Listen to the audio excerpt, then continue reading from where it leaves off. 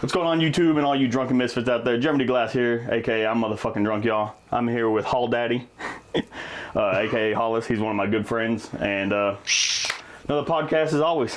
Hell yeah, let's do the damn thing. Appreciate you coming out to actually do this. I've been waiting for this one. So my podcast, the whole fucking thing about podcasts with me, because I love podcasts. I've started listening to Joe Rogan a long ass time ago before he got huge. He was still big, but it's he wasn't as big as today. Now, yeah.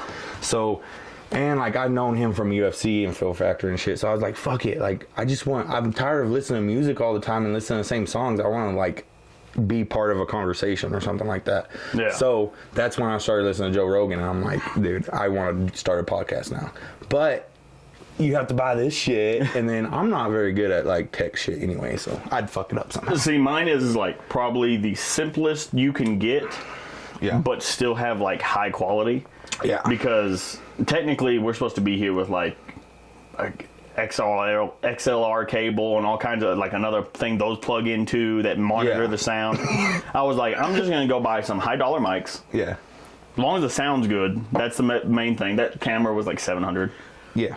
So altogether, I paid $1,500 for my equipment. Which do you like the color or the picture of that camera? Oh, the picture quality on that is great, and I can always turn that up to 4K. But the file size is so large when I put it into the computer. It takes forever to upload that shit to YouTube. Yeah. I'm talking 51 hours loading. Well, I was talking to Corey and Isaac a while ago, and I was like, Corey, you can be my Jamie for Joe Rogan's podcast. You know how he had young Jamie? He can be that guy, and he can switch. Because I like how you see on TikTok where you they show, zoom in. On your face, and then when you're talking, they'll zoom on your face or whatever. But I kind of like how that works out too, because it seems more professional to me. See, there was a setup I was looking at. I can't remember the name of the cameras. I found them, and I'll find them and show them to you. Mm-hmm. The reason I didn't go with them, because I don't know how their sound quality was, for one. Two, at the time, I didn't know if they just purely record only on the main one or record all of them and transmits to the main one. Yeah.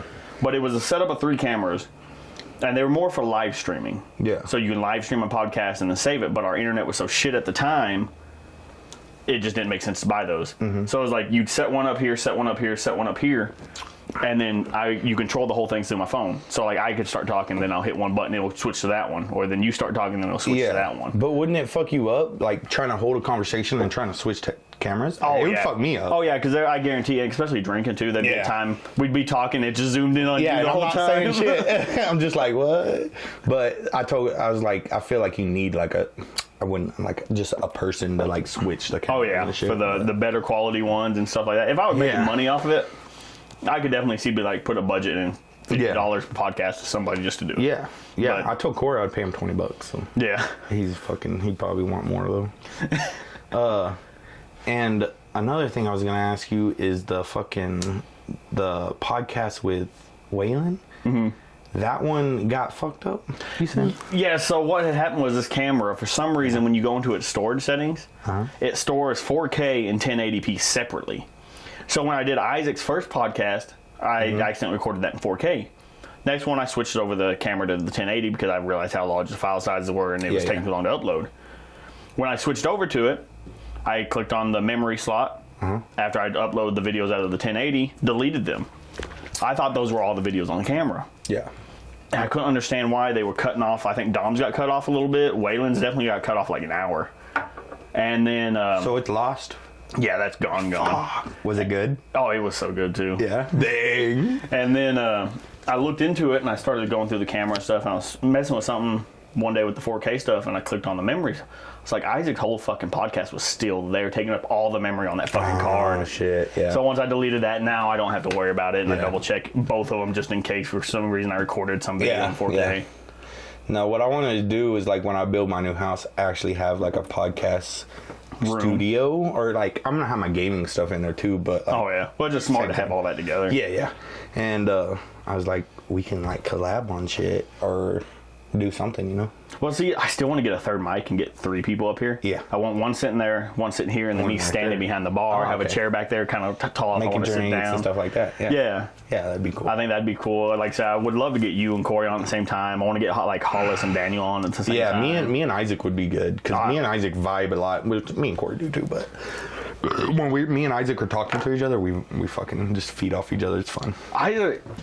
He's just such a good conversationist. That's why I asked him on the first one. He's so easy to hold a conversation with and give and take. Yeah. And just an easy dude to talk with. Yeah. And that one time y'all called me. Because I think he was fucked up and he was thinking about Brock Lesnar and fucking Conor McGregor. Oh, yeah. Bro. I just don't think I don't think he like went through it in his head. After a certain weight difference, it just makes it. Exactly. And then on top of that, you know, they're both trained. It's not like one's just fat and one's trained or one's muscular and one's trained. They're both trained. Exactly, dude. And like, I could see maybe at the same weight class, like somebody that's well known as like a grappler that might have a chance on the ground with him. Yeah. But like, Conor has his ground game's okay, but that's not what he's known for. He's not going to knock Lesnar out. No. So he would have to catch him like in a choke or armbar or something. And even then, it's like, I feel like Lesnar could just. Yeah, you could like literally just pick them up, bro. It's so unfair. But yeah, like you said, I could see a light heavyweight being talked about. Like, okay, like John Jones versus Lesnar or something like that. Yeah, because on top of that, they can just put on a little bit of weight to match the difference. Yeah, know? Like, try to close the gap. Yeah. Or if you said like, okay, Conor McGregor and Brock Lesnar boxing match. Conor McGregor. Yeah. He's going to land more shots. He's going to play the Floyd Mayweather hit, run, and win on the cards. Yeah, exactly. He's never going to knock him out. And that's if fucking Lesnar doesn't get a hold of him. Or like I said, boxing match. Yeah, or catch him, even with fucking a jab. Yeah, because it'll only take one hit from Lesnar if he threw power into that bitch. Yeah, bro. And power, like, they say that fucking, if the bigger you are, the bigger you fall. That is true, but strength, I think, has the advantage over that because and when they talk about like you know people talk about Lesnar and stuff, they always talk about him. I'm a big Lesnar fan, so I always hype him up. Yeah, but they always like he's in a different way, just a different class of human when they talk about him when it comes to strength and stuff, especially his younger days and his prime. Bro, he was fucking. He still is, but like in his younger days, you can tell. Like I don't like when he was wrestling. I don't think he was doing steroids. I think he was wrestling the first time around. Like in college, you think he was? Because it was like just straight out of college. No, not then. I'm talking like WWE. Oh yeah, no, I meant like wrestling, like Olympic fucking he's looked jacked then. Yeah. And I don't think he was on steroids, but I think definitely when he got to WWE, he was on something. Maybe not full everybody blown. They actually have a strict health policy now. They've had it for a while. Oh, really? Well, because they got in a big trouble back in like the early 2000s for it and stuff. Yeah. So, and then it kind of faded out, then they came back, then it faded out, then now it's like, it's pretty strict. And you can tell they use like, not full-on blown steroids, but they definitely use stuff that wouldn't be allowed, like pure HGH and shit like that. I guarantee that wouldn't be allowed in the UFC and stuff like that. But they probably can get away with it with that stuff. Well, yeah, because first of all, it's not like a champion's on the line. Like it's kind of so it's not like Conor McGregor or Khabib. If Khabib was on fucking steroids, then everybody would be like, well, fuck, that didn't count. You know? Yeah. But WWE. See, and Khabib is another fighter I love because people talk so much shit about him, but it's like, you look at what he did in the UFC, it was fucking crazy. It was crazy, dude. And I've been a fan. Okay, so the first fight, I was at the first fight with Conor. And you were there. I was there, bro. Oh, wow. It was insane. But I got fucked up. I was with Jordan Sanye, and then after the fight, we saw Khabib jump the fucking fence, and we're like, oh shit, like this might turn bad. And we're kind of up there, and so nobody was fighting like around us. Yeah. But we started leaving after everybody has to get the fuck out of here. We started leaving. We have to go downstairs. It's a big arena, and people just started like, we had like 5-6 fights just around us, and out it carried off in the streets. It was crazy, bro. I don't know. I've never been in a chaos. Well, I say never, but concert environments, they always chaotic, you know? Yeah, there's like a plane chaotic. Yeah. I remember one I went to, it was a Korn concert in the Horseshoe, when it was inside the Horseshoe. Yeah. And there was like a mosh pit in the back, but it was like a fight pit instead of a mosh pit. Oh, it was like two dudes going at it, beating the shit out of each other. Yeah. One would fall out and then another dude would go in. Yeah. No, and like, I've never been to one of those, but don't they just fucking break out? Like, they just fucking go in circles and they just... Oh, the big mosh... I love mosh pits. I love mosh pits. I love Wall of Deaths are one of my favorite. But people have to die, right? No. Like, there's people that have definitely there's died definitely people who've before. gotten trampled probably and died, but it's not... It's really like... You get to a point... It's not like the fucking Travis Scott shit. What? Not Travis Scott. Wasn't it Travis? Travis Scott? Yeah, His Bad Concert, whatever the fuck it was? Yeah, people fucking fucked up. It's not like that, where it's like you're getting pushed over, because everyone knows there's like a mutual respect. So you're getting pushed in a mosh pit. Someone sees you fall down. Generally, somebody's grabbing you to pull you back up immediately. That makes sense. And people kind of disperse around you. Yeah. The Wall of Death, I love it. You ever seen one of them? No. So my first one was at Dos Amigos. It was a Static X concert. Yeah. And he sat there and he's like, I want to see the crowd split from right here. I didn't know what the fuck. Shit. So the crowd splits as far away as they can, just shoving into each other. And you know they start singing. Then when the drop hits, just a dead sprint, and the wall just smacks together, and then a big pit opens. Oh, okay, yeah. I know fun. what you're talking about. I did one. I don't know if I would think that was fun, though. I did one there, and I did one at the Gas Monkey. Yeah. It was actually at the Gas Monkey, not the venue, but the bar out on the back patio. Yeah. They had one there, and that one, I was still young, like right out of high school, still in shape. I jumped over like the first row when those walls hit into people. Bro, they had to, like, people have to come out with that, like, black eyes. Oh, and yeah. shit, Black eyes, because I've just bloody seen noses. guys, like, fucking going, like, crazy, just crazy arms and shit. You have to get hit. I got thrown at the Korn concert. Yeah? Like Thrown by other people. So I was crowd surfing up to the front. I love the crowd surfing back then. I'm crowd surfing. There's a mosh pit going on over here to the right. And it's like a King of the Hill style. This dude was in the middle. He had like 6'7", 6'8", big motherfucker. Yeah. Shoving everybody around. People are trying to knock him over. That's like the goal of that mosh pit. Yeah. I got a little too close to the mosh pit while crowd surfing forward. I'm about to get to the front, because it's right near the front. And I'm about to get to the front with the guards are going to grab me, bring me down. I can go to the back and try to do it again. Yeah. And I just feel like the back of my shirt tug. And they bring me back, and two dudes just chunk me at this dude. Mind you, I'm only like 15 at the time. Yeah. And they chunk me at this dude, and I hit him like right up here. We both hit the ground. The song's just about ending. He looked at me, where the fuck did you come? Because you know, this big old fucking dude, and here's a little 14, 15-year-old knocking him over. That is funny. I haven't been to a concert in a while, man. I love concerts, though. Well, you like rock concerts. Do you ever go to country concerts? I've been to Tracy Lawrence. Tracy Lawrence. Oh, God dang it. I couldn't even tell you one of the songs. He's one of the older styles. Yeah, he's like a 2000 kind of guy, I think. I think he's like 90s, like Chattahoochee era and stuff like that. I don't know if he goes that far back. I don't know. I went to his. It was a fun time. The country ones are great. Then you got the guys like, you've been to a lot of Coetzels, right? I've been a couple, yeah. So his is a little bit harder country, you know? Yeah, you know he has him like more influenced by rock. So those would be fun. I couldn't see going to like a Tim McGraw, or like those slow singing country singers. And he's got a few faster paced songs. I would enjoy it, don't get me wrong. Yeah. But I love that high energy of the rock concerts. And I'm telling you, if you ever get a chance to go to a rock concert, even if it's a band you don't know, or just like even if you only know the headliner and you don't know anybody else, go. It is a whole different experience. And you ain't got to be up front in that. But you can always be back just chilling. Yeah. Well, the thing is with Coetzel, I think that he does like to put on a show, and like they do fucking jam on that. Like on the stage, they fucking jam, and I think that's what's most fun. But I don't know. Like when it comes to music, I love slow songs. Oh, I do too. I love depressing songs. Yeah, I don't know why. That's pretty much the same. They're more fucking relatable than anything else. You know, I love those, but. My buddy Brandon, he is a music critique out the ass. Yeah, Pruitt. I don't know if you ever met him. He used to work for Ratliff. Yeah, he had the lisp kind of. Yeah, I know him. And he's a big music critique. He hates Nickelback.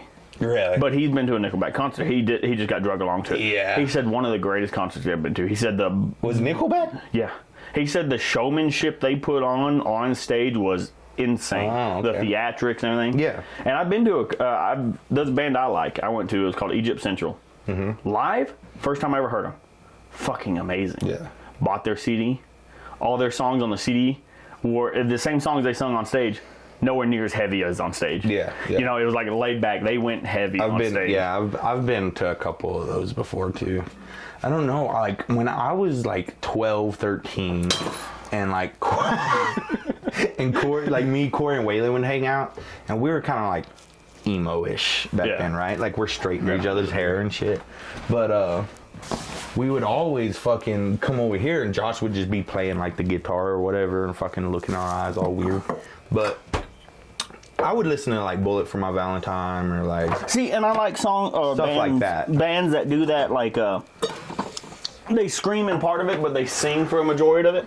Yeah. You know, as heavy as I like to go is like Slipknot. That's pretty heavy, right? No, that's like not heavy compared to like death. They scream though. Yeah, but there aren't a screaming that you can really understand. Yeah, I get that. But the ones I can't do is like the deathcore, like just straight. Yeah. I can't do that. But are they actually saying something? Actually, most of their fucking lyrics are fucking like deep fucking quotes and really? shit. But it's just like I can't understand it, so it doesn't hit me. So if you would listen to like a video on YouTube and like you hear them singing, if it was like a lyric video, there'd actually be lyrics on it. It wouldn't be just like. Bruh. Oh yeah, there would be lyrics on it. They translate well, not translate because. Kinda though. You kinda have to translate it. It's one of those things like. So if you looked at the lyrics and listened to them at the same time, your mind's like, oh, I actually hear it now. Yes. You know what I mean? But I actually do that with like slow country songs too. Because if you listen and watch the lyrics, like it'll have like a deeper meaning to it. Because if you just listen without looking at the lyrics, then you're probably missing a couple words every now and then or whatever. But definitely. I definitely listen to like a lot of lyric videos because I think that it like comes through better. See, and I don't like how people they'll listen to one song that was like, I didn't really like it. You know, you got to listen to a song once or twice or three times even to get everything they're saying. Yeah. There's still songs I listen to today that I listen to in the norm. I'm like, I didn't catch that the first time. Oh yeah, bro. Like 4 or 5 times. I'm like, especially in rap, some rap. I like rap. Yeah. You know, I don't like mumble rap for sure, but a lot of rap I like Tech. I love Tech 9. Tech 9, yeah. But he pronounces good. One of the things with him is he raps so fast, but he pronunciates everything. You know what I mean? Like you can understand what he's saying all the way through, even though he's going so fast. Even if you hear it, but you may not comprehend what he heard. You know what I mean? You got to listen to it again and actually go back. That's the thing that bothers me about some country bands is because, and maybe they're not even country. Like take Cole Wetzel for instance. You can't really label him as country, really. Definitely not his new album. Yeah, his new album, I really don't like it that much. I like a couple songs off it, and I'm like a big Cole Wetzel fan. I love Cole Wetzel. Yeah. It's one of those things. If they came on the radio, I'm not gonna, or on my playlist, I'm not gonna skip it. Yeah. But I'm not gonna be like, I really want to listen to one of those songs. Yeah. I just feel like I got burnt out by him, and I think he's still a very good artist. Definitely happened. And I think he's trying to do everything different. Like every album's different. His first 2 albums are my favorite. His third one's good, but. I don't know. It's something about him rocking out, and I like them rocking out.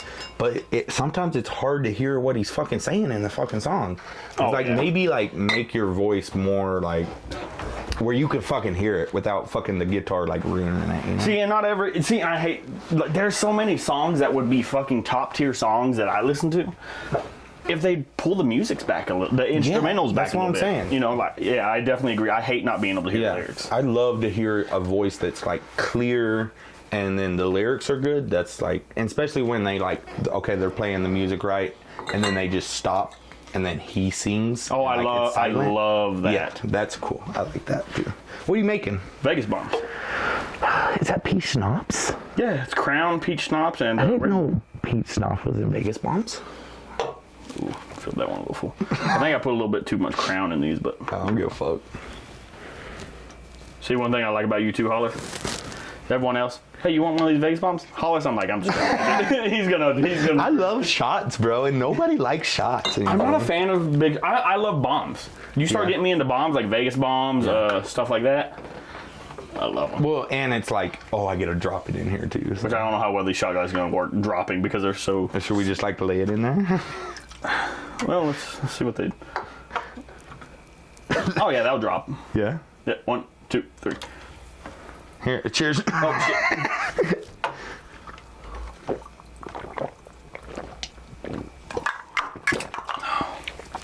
The Crown? Was that Crown or Peach Schnapps? Crown and peach schnapps, both. Oh, okay. So it stayed in the cup, and I took the last drink, and I just got straight fucking peach. Mine tilted whenever. Yeah. It's good though. I love Vegas bombs. One of my favorite bombs. What's another bomb? Irish car bomb?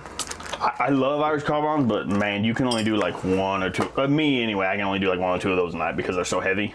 Yeah, and it kind of depends on how big they are too, because some fucking bars are big fucking. See, I like them about like a glass half full, and then the shot. Yeah. Or the shot and a half, or whatever it is, because it's Guinness, Jameson, and Irish cream.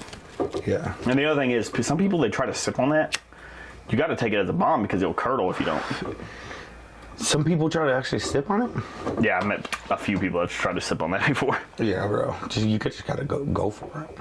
Have you been to Vegas? No, the only place at the time I've ever been out of Texas was when I graduated and I moved to West Virginia. How was West Virginia? Loved it. It was funny. The town I moved to was actually their high school was the Wildcats. Oh, really? Yeah, it was the Payton City Wildcats, but they Same were colors? Like, no, they were like green and white. Oh yeah, that's gay. But it was really cool. I was 2 blocks away from the Ohio River, so I could just walk down to it. One thing that blew my mind, I went to because they had a big park right next to the river. Yeah. Go down there and walk and stuff, and there was a group of people there around my age and stuff, and I was like, you know what, fuck, I need to make friends down here. Went and talked to them and stuff, and they're walking around the fucking park barefoot. The fuck? And I'm like, y'all ain't worried about stickers? And they look at me, what the hell's a sticker? They don't have stickers on the way. They don't got no of them fucking goat heads, boy. They were like, do you mean like a sticker you put on a fridge or something? You know, like a sticker. Yeah. And I was like, no, a sticker. And they're like, you gotta explain that to me. I'm like, it's like a ball with thorns that grows in the grass. I'm like, you can't even walk around your house barefoot half the time because they're in there. Oh, they didn't know what a fucking sticker they were like, was, that sounds like hell. It made me so mad too because I was like, I just want to bring like a trash bag full of them up here and spread them to the fucking park. Bro, and you haven't fucking lived, like, when we were kids, I don't know about you, but I'm sure it's the same. We didn't fucking really have shoes either. We just go out in the yard and we just deal with the pain. See, It's never really had too bad of stickers in the yard. Mine was always walking, I'd always go fucking like, oh, I gotta take the trash out or something, you know, and just fuck shoes. Yeah. And walking in the alley barefoot on like fucking sharp caliche rocks and shit. And then you get those like dried out goat heads that are just like fucking, worst. they'll fucking just stick to you, bro. It's bad. Dude, I step on a fucking sticker every day in this goddamn house. Every fucking day. My house used to be like that. We got rid of most of the stickers, but I decided once I ever get my own place, I'm gonna be one of those houses like shoes off when you come in the fucking door. bro, because and two, like, you can spread sticker to sticker like each yard. Like if you walk in somebody's yard and you have stickers and then you go to your yard, you can fucking and they're so invasive. It's like boom. Fuck that. Would you ever rather have fucking turf as a yard? I don't know if I would like turf or not. I feel like I would like it. I feel like the first year, like, yeah, this is nice. Yeah. But I feel like at some point there's gonna be something you gotta maintain on that motherfucker, and you're like, I don't have the money to maintain this, or I just really don't want to fucking do this. Yeah, and I don't know how much it costs either. It might be fucking, and you might have to like replace it every 10 years too. Yeah, that's what I'm saying. Well, that wouldn't be too. Well, it is expensive as fuck. If you do it 10 years, and then you don't have to buy a lawnmower, you know, you don't have to water. No water. The other thing so, I mean, I guess it's all right. The other thing that would give me, though, pets. Do you think they ruin the grass or the turf? Peeing on them constantly. I think it would do something. I don't know if they do like a drainage system like they do at the field. Could you imagine they probably the money on that, though? Yeah, they probably have to, though. Yeah. I don't know if I touch this and turn it off glass. I'm being totally honest. Is there a blue light still? Yeah, we're good. I think that's I touched it. I was like, oh fuck. I think that's why they put the button on the very bottom. Yeah, that makes sense. But yeah, no, turf would be interesting. I think I would do a front yard turf, but a backyard would still be normal. I feel like the backyard would be the best because that's where your kids are going to play. But that's where my dog's going to be. That's true too, though. Especially if you have a big dog taking big shits. Like Napa out there. I've never picked up shit since I've had him. Just shit's everywhere. He just goes in, because he always does it in like the same corners over there, like near the back where I don't go, so it just doesn't bother me. Yeah, it's not like he's shitting on your front door or something. Yeah, no. He's a pretty good dog. What's your name? Napa. Napa. My dog's name's Sid, and I took her on a walk the other day with my golf cart, and she was trying to run in front of my golf cart, bro. It was bad. I almost ran her over a couple times. How old is that dog now? Still a pup, pretty much. She's like 3. 3 years? Yeah, she's like 3. Oh, okay. I got her to protect the chickens, but she just ate the chickens, so not very good. That's like I got a cat too. Yeah. And when I first got that cat, I got it from work because it was like on one of our trailers, just sitting up on the tire. Yeah. And I was like, okay, if this cat's still here, by the time we get back to the yard, I'll fucking take it home. Yeah. And then still there, so I brought it home. I tried to get him to be a cat dog, and I had the cat wrapped up in like a shirt, and then I brought him inside and was holding the cat near him, trying to let him smell her and everything like that. Yeah. And the cat was not the one not having it. Yeah. She reached over and fucking chomped on his fucking snout. And after that, he reached over and tried to chomp, and I pulled the cat away, and I was like, go outside, Napa. Get out of here. This ain't gonna work. Dude, cats are crazy, bro. I remember, like, back when I was younger, we'd always have, like, random cats come up to our yard. Mm-hmm. And we had this one. This is, like, I don't know if I should say this. Fuck it, though. It was a little baby cat, right? And I was like, this is so bad. I need to fucking practice my my pitching. Oh. So I grabbed a big battery, right? And I was like, I'm not gonna hit the cat. Like, I didn't think I was gonna hit it. I was like, fucking major league pitcher over here. What? And it fucking domed that cat. It's always the time when you don't think you're going to hit something. Yes. I really didn't think I was going to hit it, but that cat went up and I was like, fuck. So I got it and I like wrapped it around in a towel and it lived.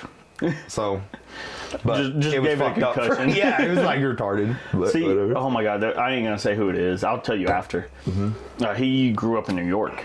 Yeah. And he was telling me the shit they would do to cats over there. Yeah, bro. Dude, he was like, oh yeah, we used to like stuff firecrackers in their assholes and like toss it off a building because they had like 4 or 5 story buildings. Yeah. So and this ain't like he's a pretty older guy. Yeah. These ain't like modern day fireworks. He was tossing like old school M80s. Oh no, bro. Tossing that cat off the roof. Yeah. And they said before we'd hit the ground, that whole cat.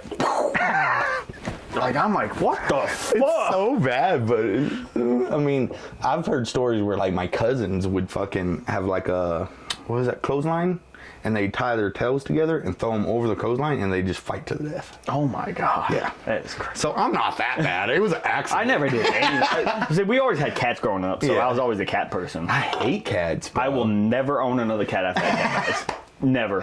I thought you were a cat person. Growing up, I was. Yeah. But growing up, I never had to deal with any of the stuff, any of the responsibility of the cat. Yeah. And I feel like growing up, my fucking cats never did this. This cat, she's not allowed in this room anymore. Yeah. Because she used to every single night when she first got here, every single night in the room, went to bed with me. Yeah. For like 3-4 months. Then she got comfortable with the house. She wanted out every night, and she just said, meow, meow. I let her out, close the door, go back to bed, and then she sat there because I closed the door and wouldn't let her back in. Yeah, bro. And then the other thing is, they get spiteful. So like, you leave the house for too long, she's coming in here and pissing on the fucking bed or something. Oh my God. Never allowed back in this room again. Yeah, that's the like limit. And I had another cat that did the same thing, and it's like, I thought it was like a one-off thing with that other cat. Yeah. And it wasn't. And so I'm just to the point now, I'm never having a cat again. Yeah. I don't know if I'm about to fucking tear this bitch down. That thing has fallen down like 3 times. Where did you shoot? Right there to the right. Oh my God, bro. Yeah, that was bad. And then through that other wall, yeah. Fuck. I was listening to that podcast. I was laughing my ass off when you were talking about shooting. Dude, it was so... and like I said, I still love guns and everything, but that was the first semi-auto shotgun I've ever owned. Yeah. And just since the first thing I had, having that gun was a bad experience, I was like, I'm selling this bitch. Yeah. It was something like every time I used it, I was like, man, I'm so timid with this thing now, and that's not how you use it. Feels like you have like bad juju. So yeah, I was like, okay, I'm selling this gun. And I even sold my 9mm recently. I don't know, I just wasn't feeling it. It wasn't as good as I thought it was going to be for a carry gun. Yeah. And at the time I needed the money, I started adulting. I'm like, I want to pay this off. So I sold it, paid off my loans, just like I did the smart car. Yeah. And so I'm good now. I got one gun here for the house. I mean, it's a fucking 22, but you start selling your feet pics. Dude, I'm telling you, I literally got to the point I was like signing up for it, and they're like, okay, put in a payment method. It's $9 a month. I was like, what if I pay this $9 a month and I just don't make anything? Yeah. Nah, fuck it. So well, I mean, you're gonna take a chance. You can try it out for a couple months. Like, what is it? Like 3 or 4 months? Yeah, it's not gonna be like $20-something. Yeah. Yeah, it would. You're right. It might turn out good, Glass. Like I'm saying, I feel like there's some fucking. And I'm not saying your feet are bad because they're actually pretty good. But if I there's some nasty feet on there that probably make pretty good money. If I started doing it and it started even making decent money, I would start going to like the fucking pedicure place in Kermit, get them pedicured, get them cleaned and everything. Oh yeah, paint them up. Fuck it. There's gonna be people out there that like that shit too. See, the one I was you were talking about last week was like I don't know, was it you or Corey? Was like, no, on OnlyFans right now, like dad bods are super popular. I was sitting there, I was like, Exactly, bro. And you don't even have to show your face. I know. You can even show your dick, and nobody will never know. I don't unless you show my dick. So. Yeah, see, there you go. I was sitting there. Dick and feet, bro. I was sitting there imagining, I was like, man. The description on it, tatted up dad bod with decent dick. With decent dick. Oh, bro. That would be so fucking funny, though. Yeah, that would be funny. Oh, man. Yeah. Decent dick, yeah. So, some of the things I wanted to talk about with you, though, was like growing up, because I never really knew you growing up, really. You know, from aside a couple highs at schools, but, you know, even then, we didn't hang out or nothing like that. I mean, so you've been in Wink forever. Yeah, literally forever, my whole life. You know, like your younger days, who was the group? I mean, even in your younger days, was it pretty much the same?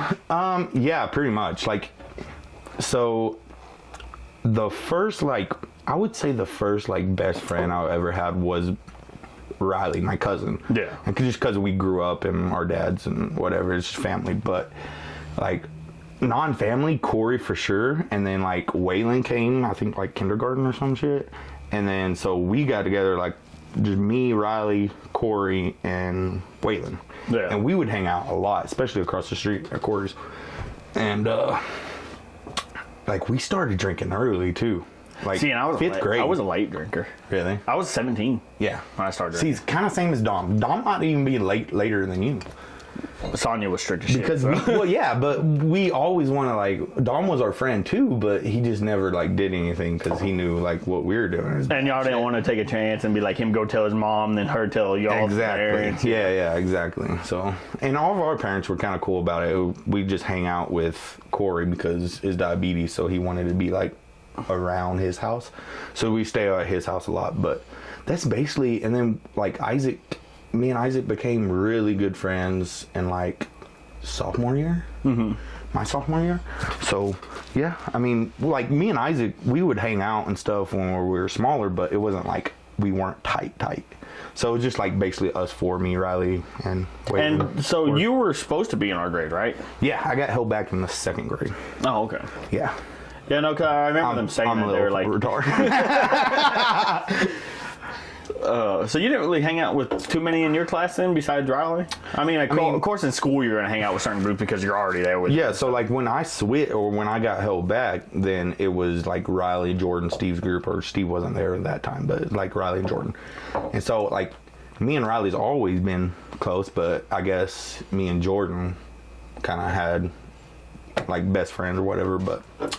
I don't know. It's just always been kind of Corey and Isaac and Waylon. See, I find it funny now because, like, I didn't hang out with any of them in school. Yeah. Besides Waylon. I mean, I lived with him, you know? Yeah. And a lot of people live with Waylon. we had a lot of classes together and stuff. Yeah. And me and Waylon always got along.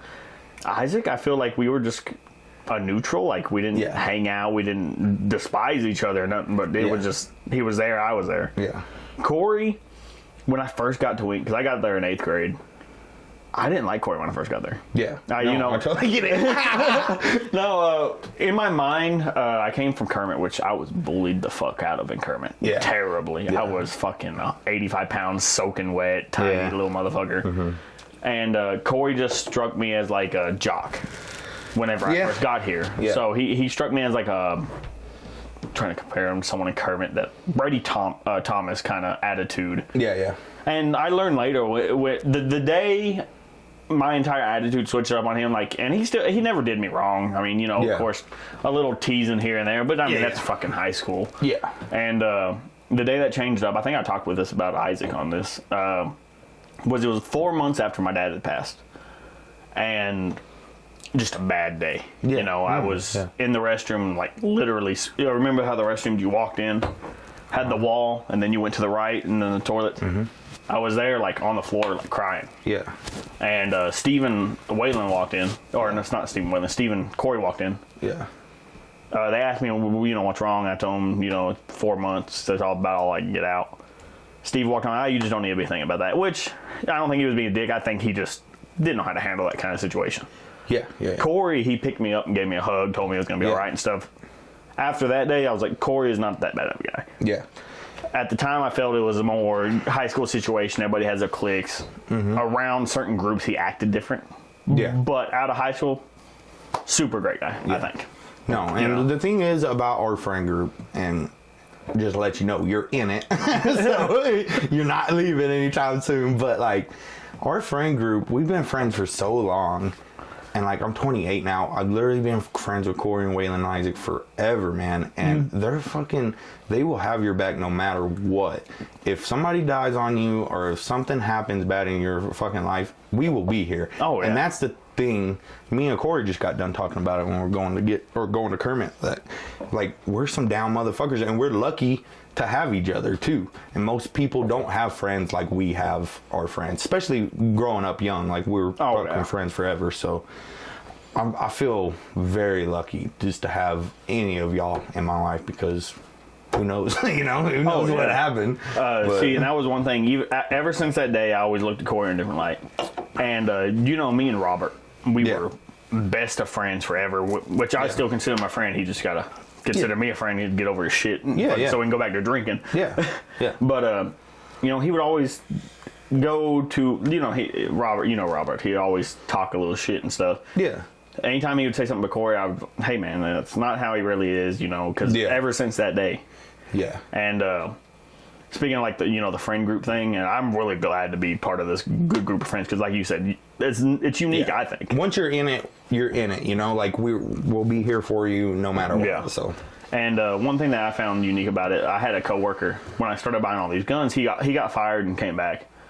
And before, I told him in the past, I was like, yeah, you know, I love guns, but I just don't own them because I get depressed, and I don't know whenever I'm going to be like, hey, fuck it, you know. And I was telling him, I was like, oh, you know, talking to another coworker, and he said, I thought you didn't want to own guns, because I was like, man, since you've been gone in the last year, shit's changed. I got a new friend group now. And life's just different, you know. No, and that's the thing, like I said, if you're in it, you're in it, you know. We actually care about what you do and, like, how you get through life. And I think, I don't know, to go back to, like, depression shit, I've been through that. I think honestly so many people have. They have, and they just don't like to talk about it. And I think it's time to fucking change that, because if you talk about it, it does get better for me anyway. It might not for other people, but I really do think that too. I've been one of the things, like, you know, a lot of people dog this younger generation, which, don't get me wrong, there's a lot of lazy shit that needs to get fixed with the younger generation, like the fucking softness, the offensiveness, and all that shit that they go through. But at the same time, I love how this young generation has started to bring out, like, men's mental health is a real thing. Too many people do just fucking bottle up, suck it up. I gotta be a man. Can't be sad today. Exactly. And then they end up like everybody else. It's like they said, men have the highest suicide rate. You know? It's like 77% or something like that. Very high. Suicide is men. Like I said, and, like, I've had people around me commit suicide in my family and my friends, and it's not ever a good thing. And you just always wish, you know, you could talk to them, or you could maybe talk them out of fucking doing that. But you never know. Like, I feel like most of the times you can't talk them out. Like, they already made their decision. See, and a long time ago, but we were talking, like, sad songs earlier. And I get depressed, I listen to sad, depressing songs. It doesn't make sense, because I know it's making me more sad, depressed, but it helps. It does. And some people don't understand that. It's so weird, right? I do understand that. I would know where you're coming from. One song I love, Matt no, not Matt Stillwell. God dang, I can't remember her name. It's called fuck. My mind went to a fucking blank. We'll figure it out. Send it to me when you. It's called The Call. The Call. Okay. And it starts off talking about a dude. It's a little bit slow. He's like kind of a storytelling song. Yeah. I love those too. Like a ballad, kind of, or. Yeah, I guess somewhat like that. Yeah.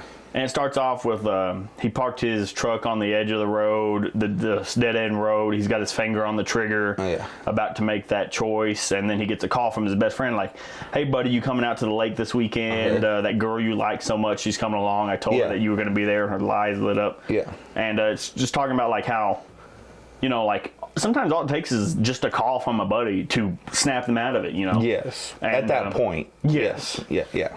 And I know I'll randomly text buddies like Aaron. I love Aaron to death. I'll randomly text him, "Hey man, how you doing? Just check on him." You know, he's fucking married now. He's got a kid and everything like that. Yeah. I know his life's going good, but still, that's important. You don't know. You know, I'll just send a, "Hey, how you doing today, buddy?" Just cause that's important. That's part of being a good friend, especially friends that you don't see that much.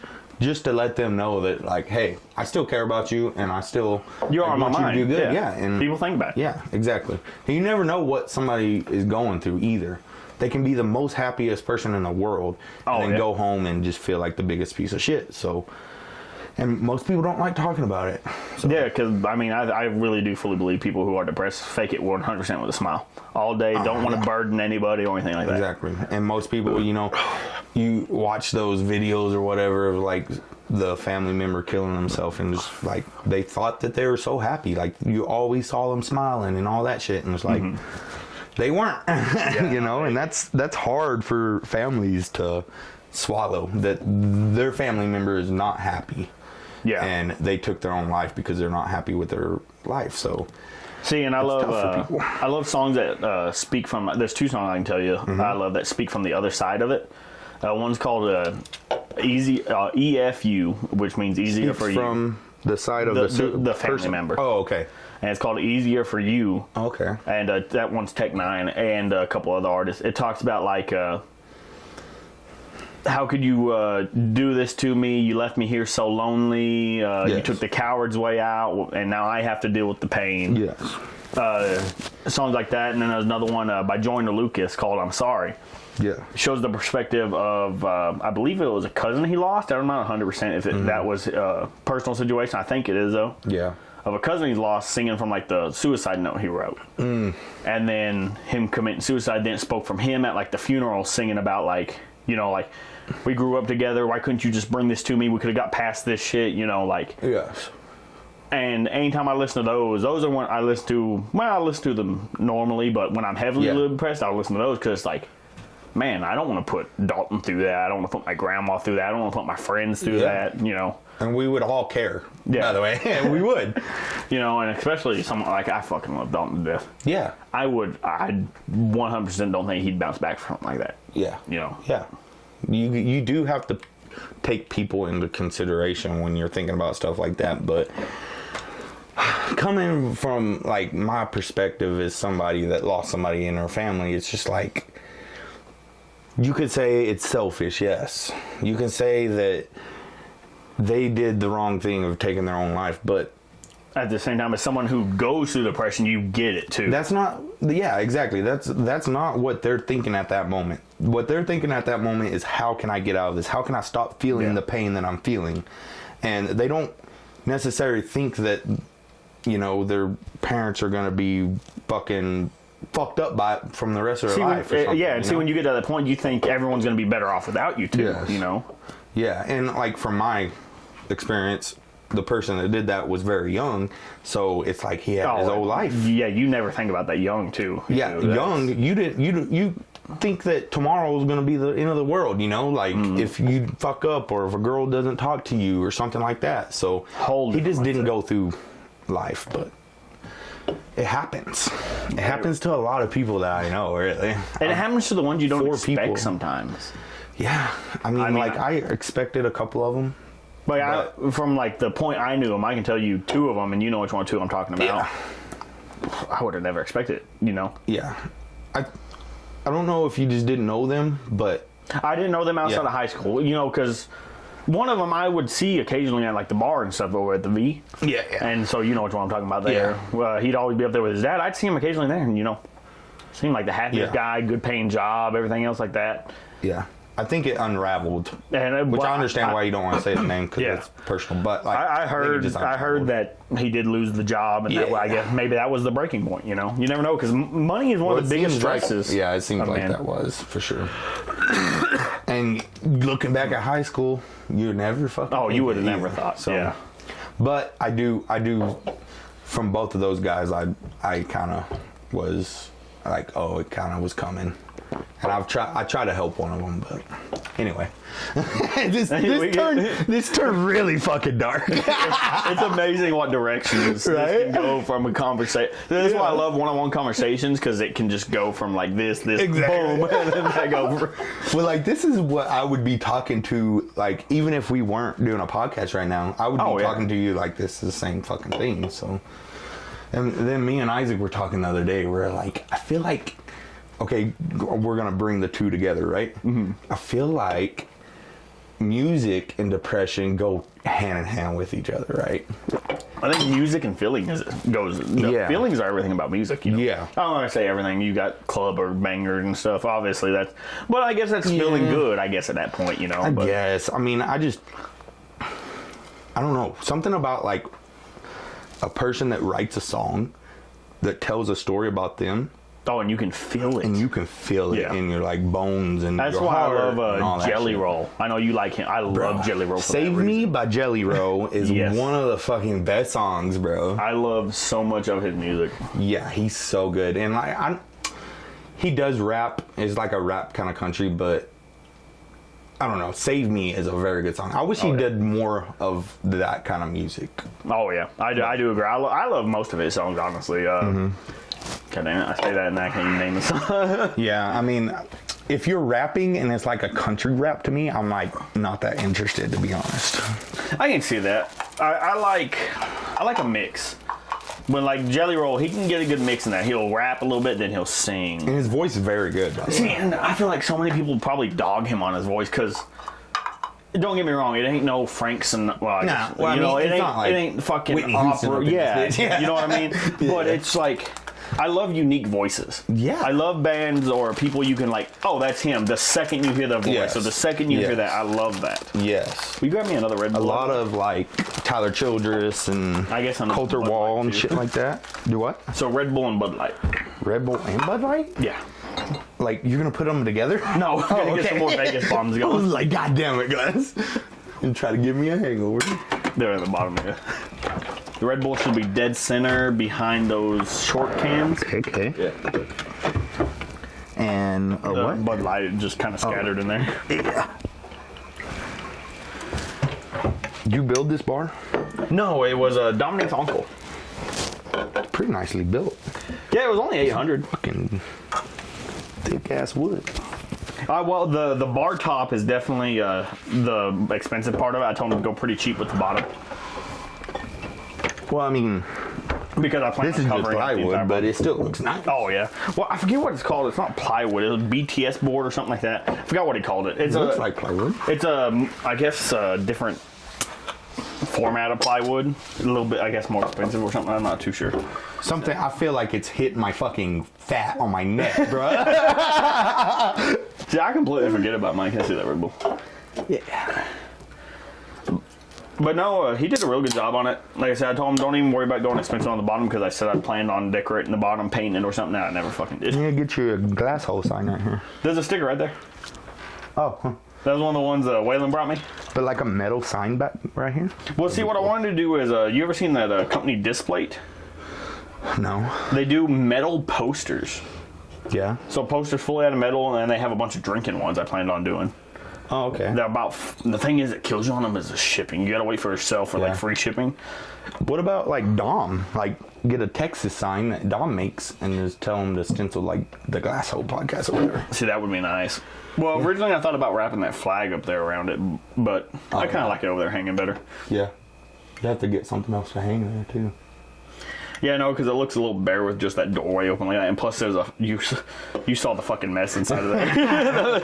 It's like the fucking beer closet, boy. Like 20 fucking empty beer fucking packages back You got there. so much fucking alcohol, bro. Dude, and I haven't bought none in like the last. Besides like a bottle of vodka here or something like that, I haven't bought some in so fucking long. I'm trying to dwindle that shit down. Well, yeah, you gotta kind of just take it and fucking start drinking shit. It's been lasting so fucking long too. Really?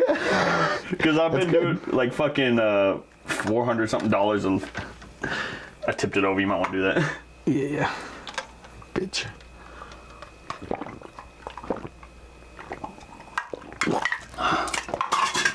Oh, that was a good one. That one was way better balanced. Yeah. Did a little bit less. Is that crown, good? A little bit. Yeah, right there.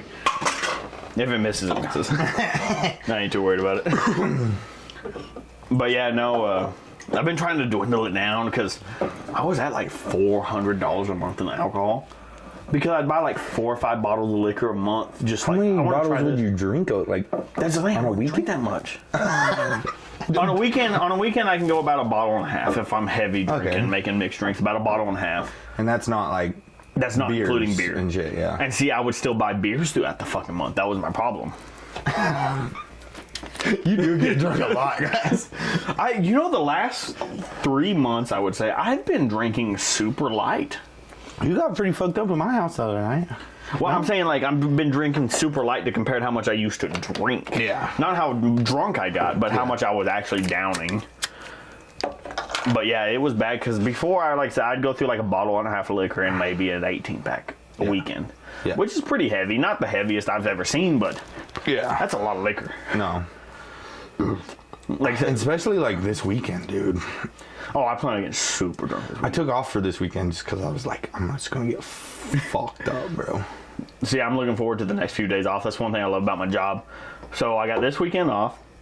And then next week, Monday, we set up for our safety banquet. Tuesday, we have our safety banquet. Yeah. Then we work Wednesday, Thursday, Friday, pretty normal. Well, Wednesday I have a training, so that's another day in the yard, not doing shit. Yeah. Then Thursday, Friday. And then new COD comes out next Friday. And then I'm off Saturday, Sunday, Monday, and Tuesday. Yeah.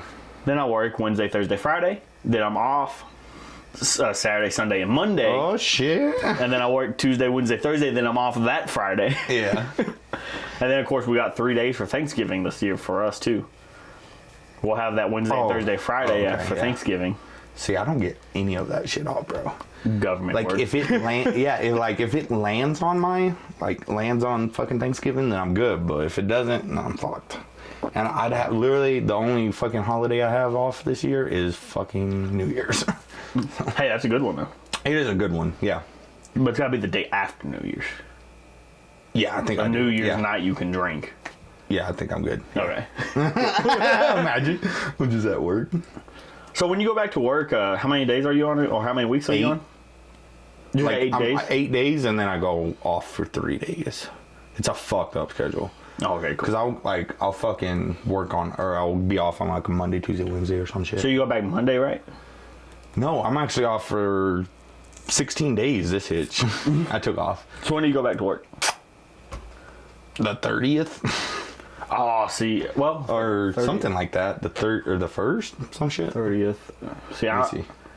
See, because I want to go to Odessa, I think the weekend of the 4th, but I think you'll be on that The weekend. 31st. Yeah, so you'll be at work that weekend. I go back. Yeah. Because that's when I want to go and do some shopping and shit, and I just want to go to a fucking bar, or just like Buffalo's and get some good food and get drunk. Bro, I love Buffalo's. It's so good. I don't like how you lick that bottle either.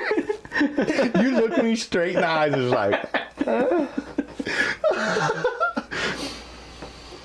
Yeah, but... That beer sauce fucking good, bro. Do you like Sissy's trailer? I love It's pretty good, huh?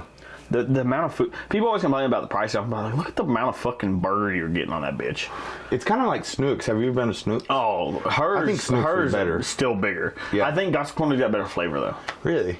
I haven't ate at Snook's in forever, but I will say this. Because Snook, she'll pull them out. They're frozen patties. Yeah. Gossip Corner, fresh. Yeah. As a burger, like, I go there to get, like, keto food, because she knows exactly, like, I'll get, like, chili dogs with just chili and cheese, and then, like, a hamburger with bacon. Okay. And just, the meat and the bacon and the cheese. And she knows exactly, like, she fixes me up. But I will say, like, their burgers on, like, an actual burger with the fucking bun and shit, I just feel like it's too big for that bun. Like, it hangs over, bro. And I'm like, I just want a fucking regular burger. I know you can make it big up, but wide, it's like, I'm trying to, like, eat around the fucking burger. I remember one time, it was still when I was working at Ratliff, Charles took us there, and, you know, he was buying because he can use it. Snooks? Snooks. Yeah. And this was still when I was, like, heavy fucking eating. Yeah. And Charles, he was like, yeah, just go ahead and get what y'all want and stuff. And I walked up there. I was like, oh, let me get a double. And she was like, you sure you want double? Let me show you. Double? She was like, let me show you. I was like, I know how big they are. Just give me a double. And you can hear Charles asking Dwayne. He's like, is he really getting a fucking double?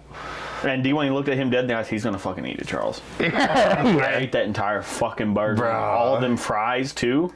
Yeah. But I was useless for the rest of the fucking day. Exactly, bro. That's why I've been, like, on this diet thing that I've been doing for, like, a year now, which I kind of stopped, so. But, I have noticed, like, if I do eat, like, a regular meal, like, with bread or whatever, I'll only eat, like, a little bit of, or, like, half of it and then stop. Oh. And I like that because, like, even a while ago, I went and ate, I like, half a burger, and I had some fried pickles and fried mushrooms. Didn't eat all of it, though. Where'd y'all go? And I, like, felt all right, you know? Especially when you're drinking, because if you eat too much when you're drinking, you're done. Yeah. Where'd y'all go earlier? Country Club. Oh, I haven't been out there in forever. I forget about it all the time, but that's my thing. I forget about it. Me and Greg used to go out there a lot. Yeah, and I haven't been since then. You kind of feel judged though when you go out there because there's a lot of like fucking men in fucking fancy golf and shit, polos and shit. It's like fuck off, bro. I remember the only time I ever felt super judged. It was when I was living in West Virginia. Yeah, Sean, the guy I was living with, he was like, "Hey, let's go watch a movie at the theater." I forgot what movie it was. But I was like, yeah, sure. Hopped in the truck with him. He passed one town with a movie theater. Passed a second town with a movie theater. Where the fuck are we going? And he's like, oh, we're just going to go to fucking Pittsburgh. Because it was like 2 hours away. Yeah. I was like, oh, fuck yeah, Pittsburgh, whatever. He's like, just look up a restaurant and we'll go to it. Whatever you want. Damn. I looked up this one. It was called the Bonefish. Something like that. Bonefish, yeah. And it was something along those lines. I was like, oh, man, it's got like a 5-star rating. And it's got like they had like a $2 bill sign on it, so it's like a medium price place. Yeah. Let's go there. He's like, right. So I was like, it sounds good, everything looks good on it. He's like, okay. So when you come into Pittsburgh, it's like you got a tunnel or you got up on top of the hill. So we went up on top of the hill because that's where it was at. Yeah. And we walked up and it was a huge ass fucking building. It was a hotel, like a fancy fucking hotel. Yeah. We pulled up to it because that's where the restaurant was at.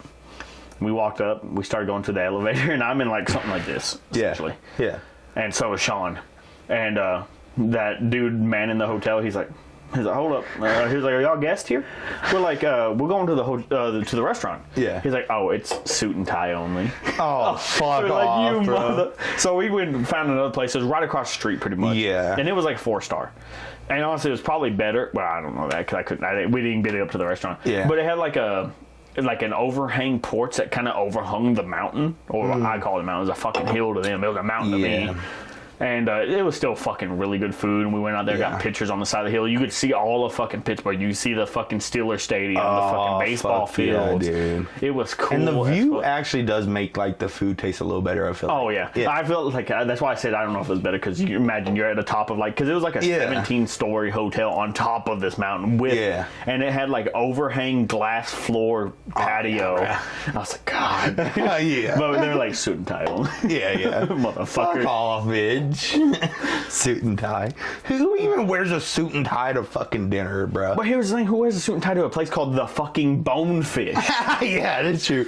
Let's fucking get dressed up and go to the Bonefish, honey. Yeah, their fucking logo was literally like a fucking like a fish with big fucking teeth, but it was all fucking skeleton. Yeah. Man. You would not expect that to be a classy place. Yeah. Oh man, that's about one of the only times I ever felt judged. Papa Do's, I went to Papa Do's a little undressed, but I go to Papa Do's fucking just dressed like this all the time, bro. Papa Do's is pretty good. I ate a fucking grill, like a charred fucking octopus leg or whatever it's just called. Like a grilled charred. Yeah, it was like Mexican spices, and then they charred it on the grill. Really? That sounds good as fuck. It was so fucking good. Yeah. See, speaking of fucking food and stuff, Dude, the fucking auto take trips we went on. Oh my god, bro. Fuck. I was talking about that the other day, actually. Me and Waylon talked about this. So did Isaac. That one we went to Corpus where we went way over the fucking budget. Yeah. Oysters and shit. Well, not even just the oysters. It was that last restaurant, the last day. Well, it was like a $30 appetizer, but we had that long table. It was like me, Josh Bradford, and somebody else sitting. And we were like, oh, let's get this appetizer. So the whole table would try it. Yeah. Then y'all's group in the middle didn't hear us order it, so y'all ordered it. And then Coach Zach and Mr. Gray didn't hear, so they ordered it. $90 just an appetizer. And the funny thing about that is like Coach Zach's like, fuck it, we're just gonna go get drunk after this. Who gives a fuck? That was so fucking fun. Coach Shaq was one of my favorite of all time. He was an intense guy. Like, the first time he ever yelled at me was fucking... I get, when did we work out with like the big guy, like the seniors and stuff? Like 8th grade? Yeah, 8th grade. Okay, so 8th grade, like we're in the weight room, right? And I don't know if Hercher was there yet. No, I think it was still McGee. Okay, so like with well, McGee, if you were 8th grade, then Hercher was there. Okay, so yeah, with McGee, it was like y'all to go work out. And then we'll go practice for 3 hours or whatever. But with fucking Hercher, it was like, it's going to be an intense workout. I'm going to be here. If you're not doing your shit, you know, you're going to fucking get yelled at. So I was in there and I was doing those fucking, whatever these are called, like with the fucking bar. Rows. Yeah, like this. And I thought I was doing good. And Coach Shaq walks in and he's like, what the fuck are you doing? Are you jacking your little fucking wiener off? It looks like you're jacking your fucking wiener off. I'm like, what the fuck? I'm doing these things. How is that it? Like, what the fuck? And that's the first time he ever yelled at me. I was like, oh my God, this is going to be bad. Yeah. But other than that, I mean, it, like, the thing with Coach Shaq is, like, he'll yell at you, but, like, after the fact, he'll be all right with you, you know? I always loved how Coach Hercher came in and told Coach Shaq, hey, you got to tone down the language.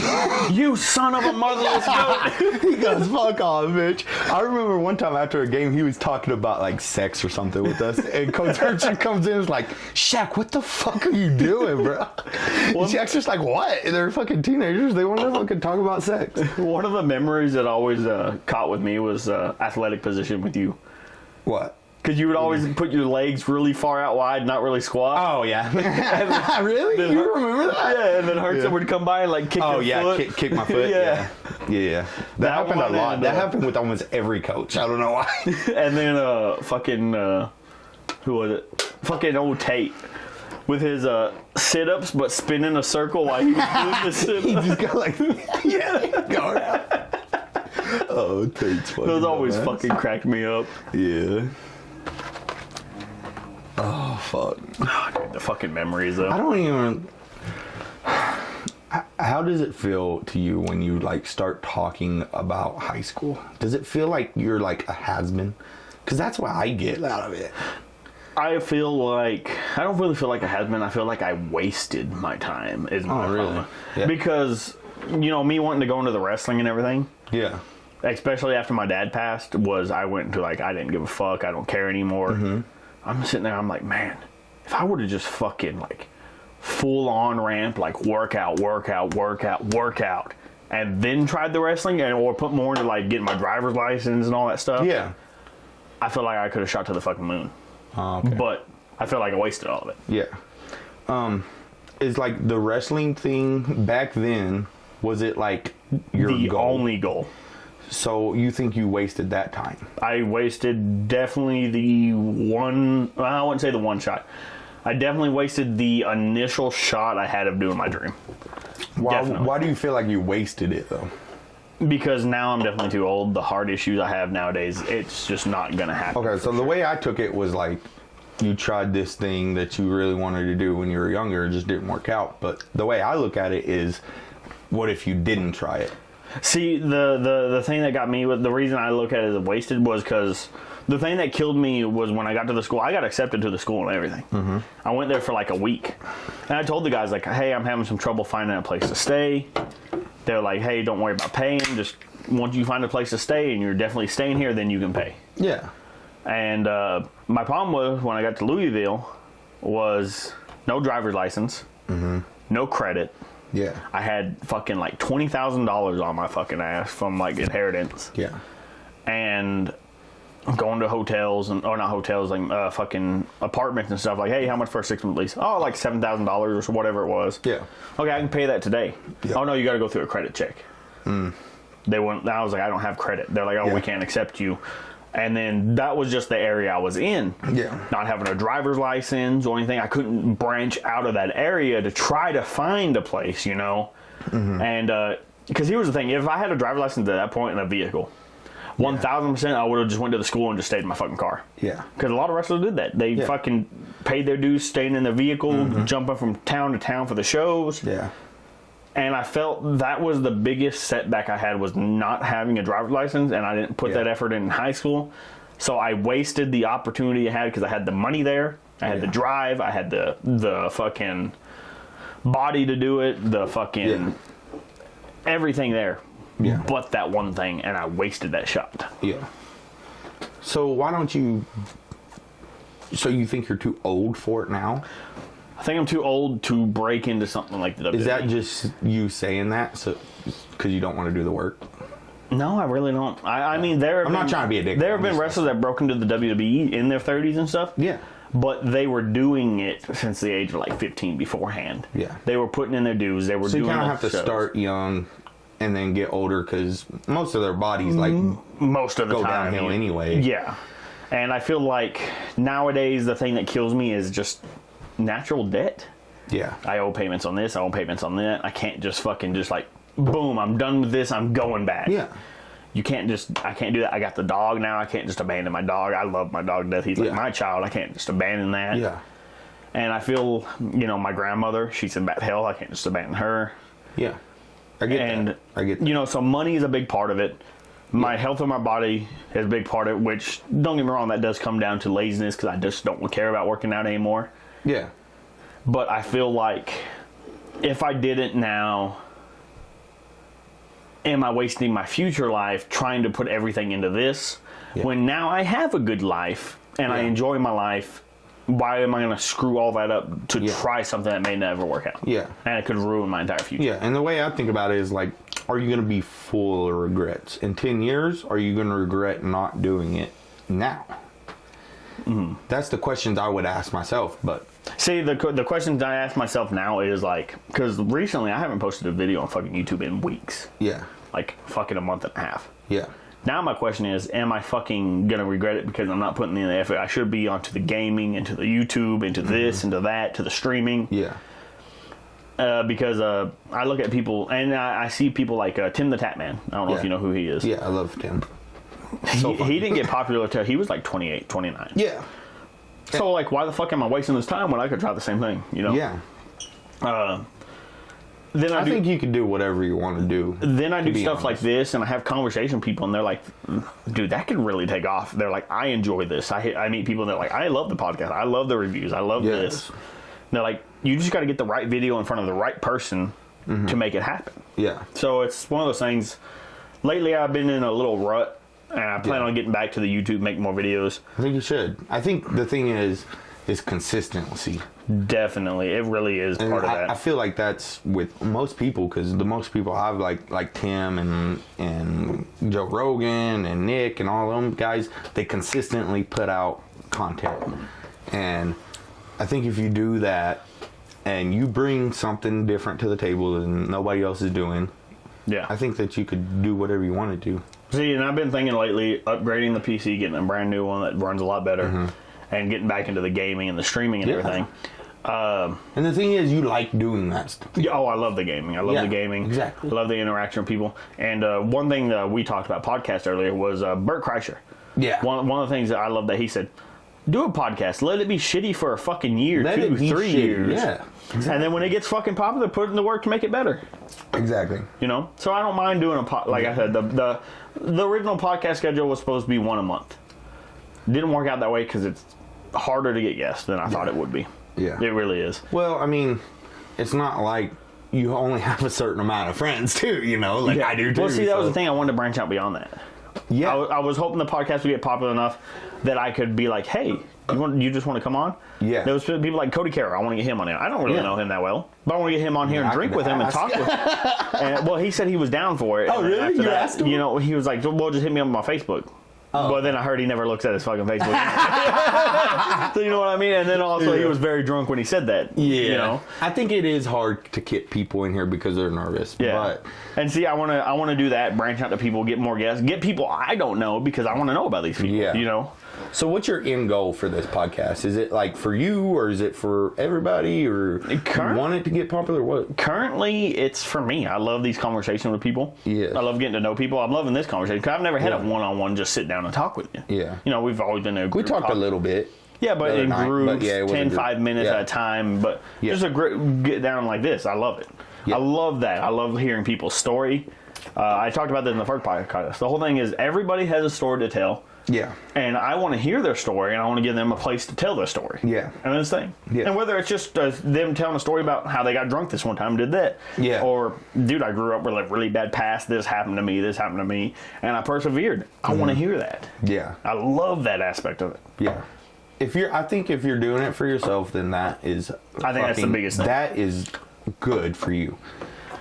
Now the other aspect, whatever it is, that I would say is, I don't know if everybody wants to hear about my life. You know what I'm saying? Or Cody's life. Yeah. You know what I'm saying? So from other people's that don't know who we are, I don't know if it's that interesting. And I get that. But here's the thing. I've never had somebody tell me, like, I don't enjoy the podcast. Why do you do them? Yeah. I've only heard, I love that podcast with this guy. I love that. But, you know, again, it's like you said, it's people you know. Yeah. But at the same time, I look at the views on some of them. I know 170 fucking people. I don't know 170 people that know Waylon that watch that bitch. Yeah. I don't know 170 people that watch Isaac that watch that motherfucker. Yeah. That's awesome. That's the thing, you know. And then, you know, that's small fucking Maybe numbers. people do. Maybe I'm wrong, but I just don't know. Yeah. Like, I don't know if, like, just say Corey talking about whatever in high school, a football game or something, would be interesting to somebody else. But that's me. And see, that's where I want to take those clips, like what I did with Waylon's, the pooping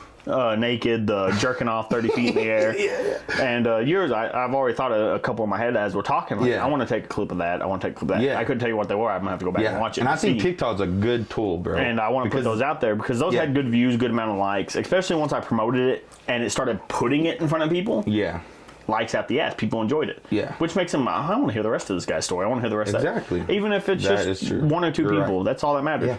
Because something you could say or talk about could be relatable to 2 or 3 other fucking people. Yeah. That's 2 or 3 new fans. Yep. And then all of a sudden they watch again. Now something Corey said they relate to. But I also got 2 or 3 new people with Corey or 2.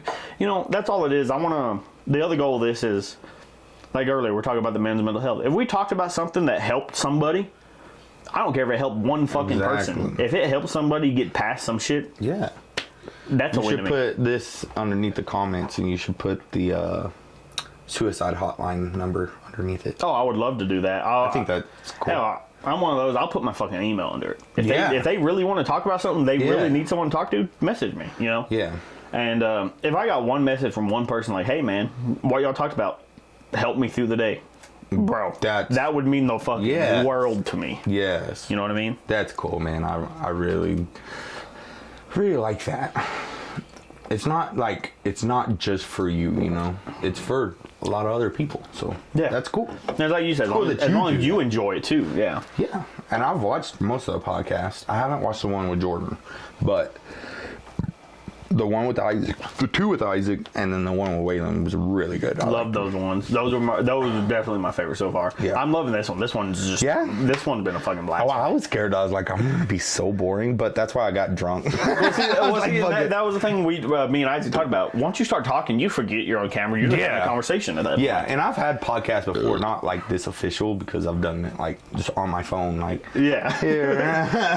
But me, Casey, Raska, and Corey did a podcast. And we mostly talked about music, but it was fun. And Casey called me a fucking retard because I said like George Strait, but that's about it.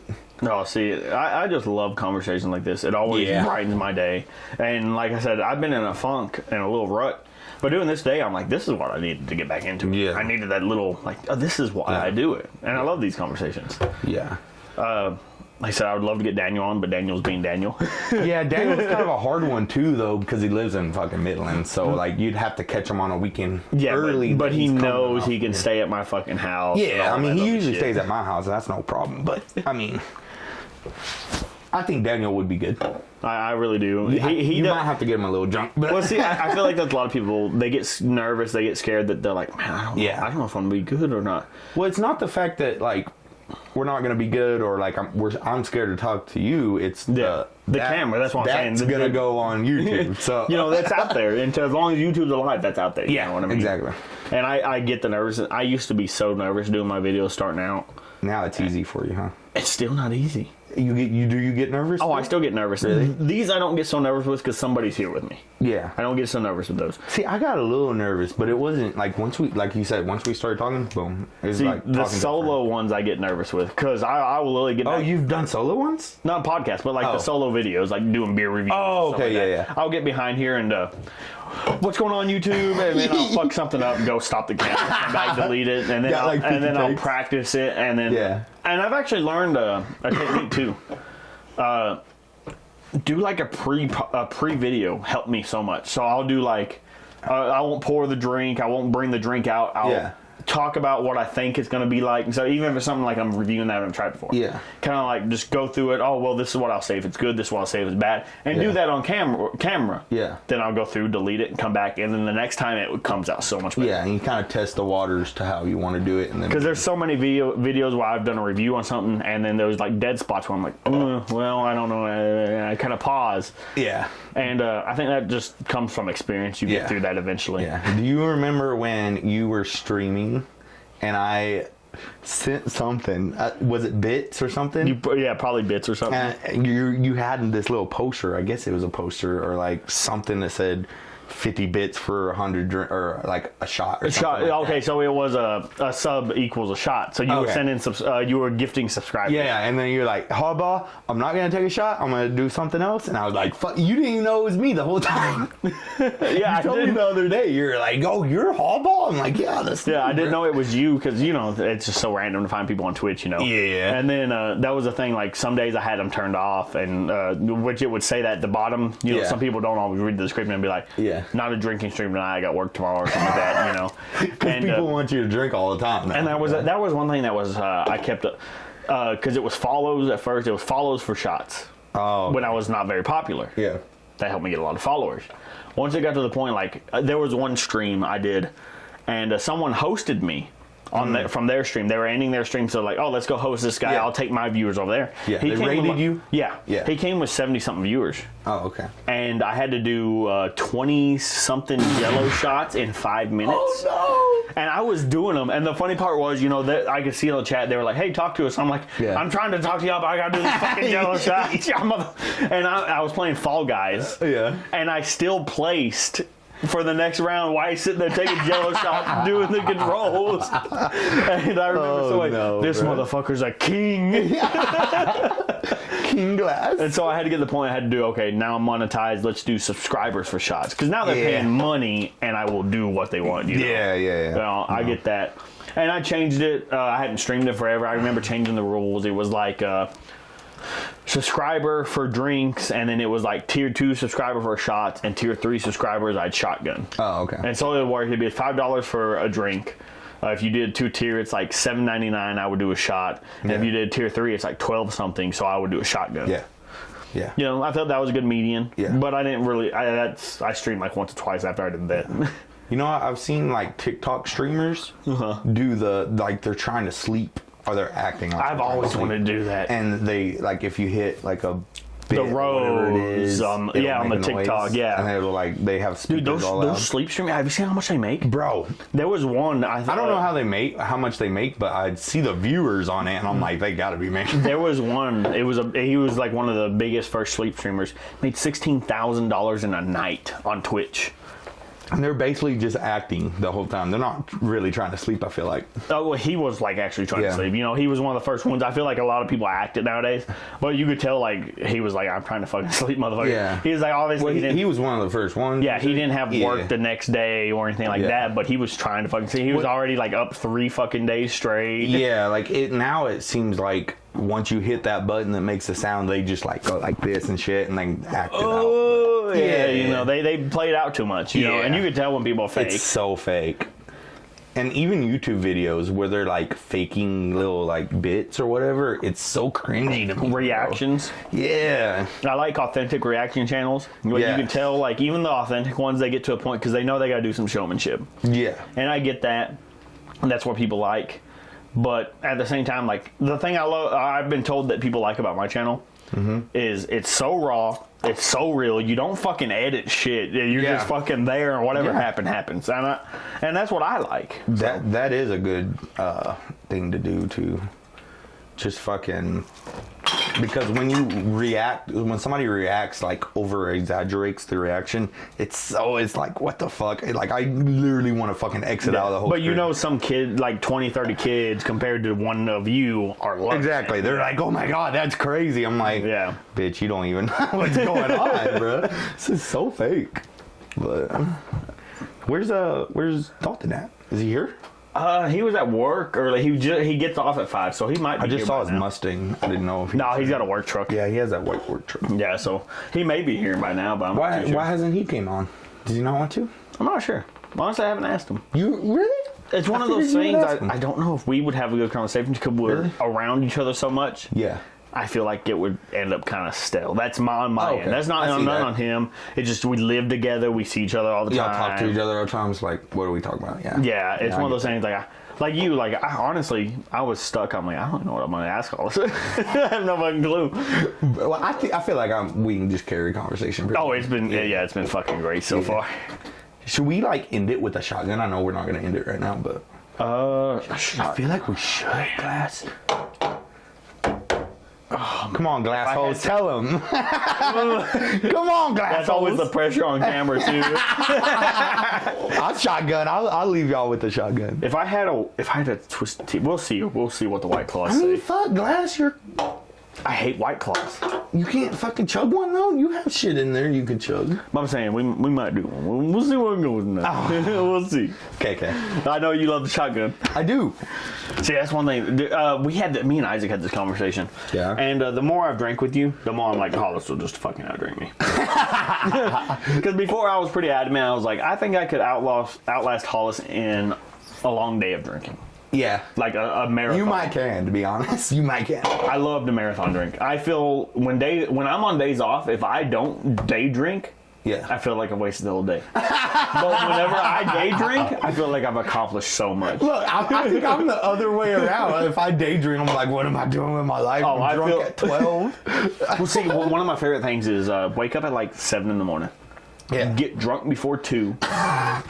Go to sleep, wake up at like 7, sober, and get drunk again. Oh, bro, I couldn't do that. I love those. No, you see, you'd fuck me up with that shit. But one definitely thing, just drinking beer for beer, you got me. Well, I think the thing is with me, like, my goal when I'm drinking is to get fucked up. Oh, that's mine every time. I don't. Really? Is that because I feel like some of our friends, like Isaac gets pretty fucked up. Corey gets pretty fucked up. Like some of them just like drinking and they're not looking to get fucked up. I'm always looking to get fucked up. I can definitely say during the week when I got work the next day, I can drink 2 or 3 beers and control it. But when a weekend I don't have work the next day, I'm drinking to get fucked up. Yeah. And I get upset at myself when I don't get fucked up. It's like a goal for you. Yeah. It's like, I have to. Like, I look back at the night like, I only drank fucking 7 beers. Yeah. What the fuck? You know? Only 7? God damn it, bro. It's like a meth head saying, I only smoked fucking 3 spoons today. I apologize to the viewers. I'm turning on the fucking AC. Bro, it is fucking hot in here. I didn't expect it to be so hot today. I think we could take pictures of your sweaty feet right now and make about 50,000. Dude, when I was shitting earlier, I was fighting for my life. I had like fucking beads of fucking sweat dripping down my forehead. That's why I was like, we gotta post it for 5. I'm Maybe fighting you for should my just life. take like pictures of you shitting on the pot. Maybe people like that. I want to go back to the fucking. I want to do more of the toilet chugs that I was gonna do on TikTok. Bruh. I want to do more of those. Anything you put out, I'm down for it. I just want to see what Glass is up to. See, I want to do a couple things on TikTok. I wanted to do. I wanted to do the toilet chugs. Sometimes while I just shotgun like a twist tea while taking a shit. Yeah. One thing I was wanting to start was something like called toilet talks. Well, I would just bring up random topic, talk about it for like 3 minutes while taking a shit, and then just end it. I love it. You gotta get the drop too when you like turd. Oh, dude, I hate talking about shit, by the way, but like when you're turd, I'd have to put these mics on for that. yeah, or just put it on the fucking toilet, bro. Oh, the mic on the toilet. Yeah, just have all your farts and your shits fucking on there. Oh, there are, dude. And by the way, I like when you go piss. I love that. That's like a little thing, like for your podcast. I remember, now. someone not calling Dom out. Dom was like, I think you should cut those out. I'm like, fuck no, that's one of the best parts of the podcast. Yeah, I think it's fun. I think it's unique. It might be nice to some people, but you ever try this? Jameson orange? It's an orange flavored Jameson. I have a bad Jameson story. We're gonna hear it here in a minute. I have a lot of bad Rumple stories too. Do you like Rumple? I'm a big fan of Rumple. That's a mint one, right? Yeah, I mean nobody really likes Rumple, but you do it to get fucked up. Because Rumple will literally fuck your life up. I've seen it happen. Oh yeah. See, Hollis, I don't do shots a lot, but I'm like, Hollis here, we gotta do shots. I mean, fuck, dude, I'll do one. Even if it is fucking orange. Have you had this before, though? I haven't. No. It's actually Does it really taste like orange? It's a really, orange Fanta, but with an alcohol taste. Okay, let's see.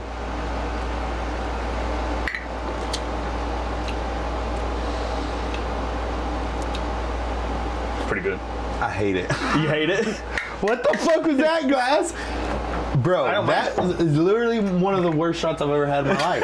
I don't mind it. It's like a raw orange. Like, it's like orange zest in that bitch. Like, I can definitely see that. It feels like I'm drinking an orange peel. I ain't gonna lie, I was sitting there trying to play it off like I liked it. I did not like that. He goes, oh, this is so good. It's so much better when you mix it with orange Fanta. Where's the orange Fanta? Fuck. That tastes like an orange peel, bro. Yeah, it really does, honestly. It's not the worst shot I've ever had for me. That's pretty bad. I'd rather take Rumple shots. I would rather do that than a straight shot of whiskey. Really? Just because it's flavored. It's just the taste, bro. It did get me a little bit. It's like you fucking just ate an orange peel. I definitely didn't feel as much harshness from that, though. You know what I mean? Like liquor harshness. I'm usually down for liquor, too. Do you have tequila? Say no. Cheap. Say no, Cheap please. tequila. I got Jose Cuervo. Cheap. I'll just save it for tonight.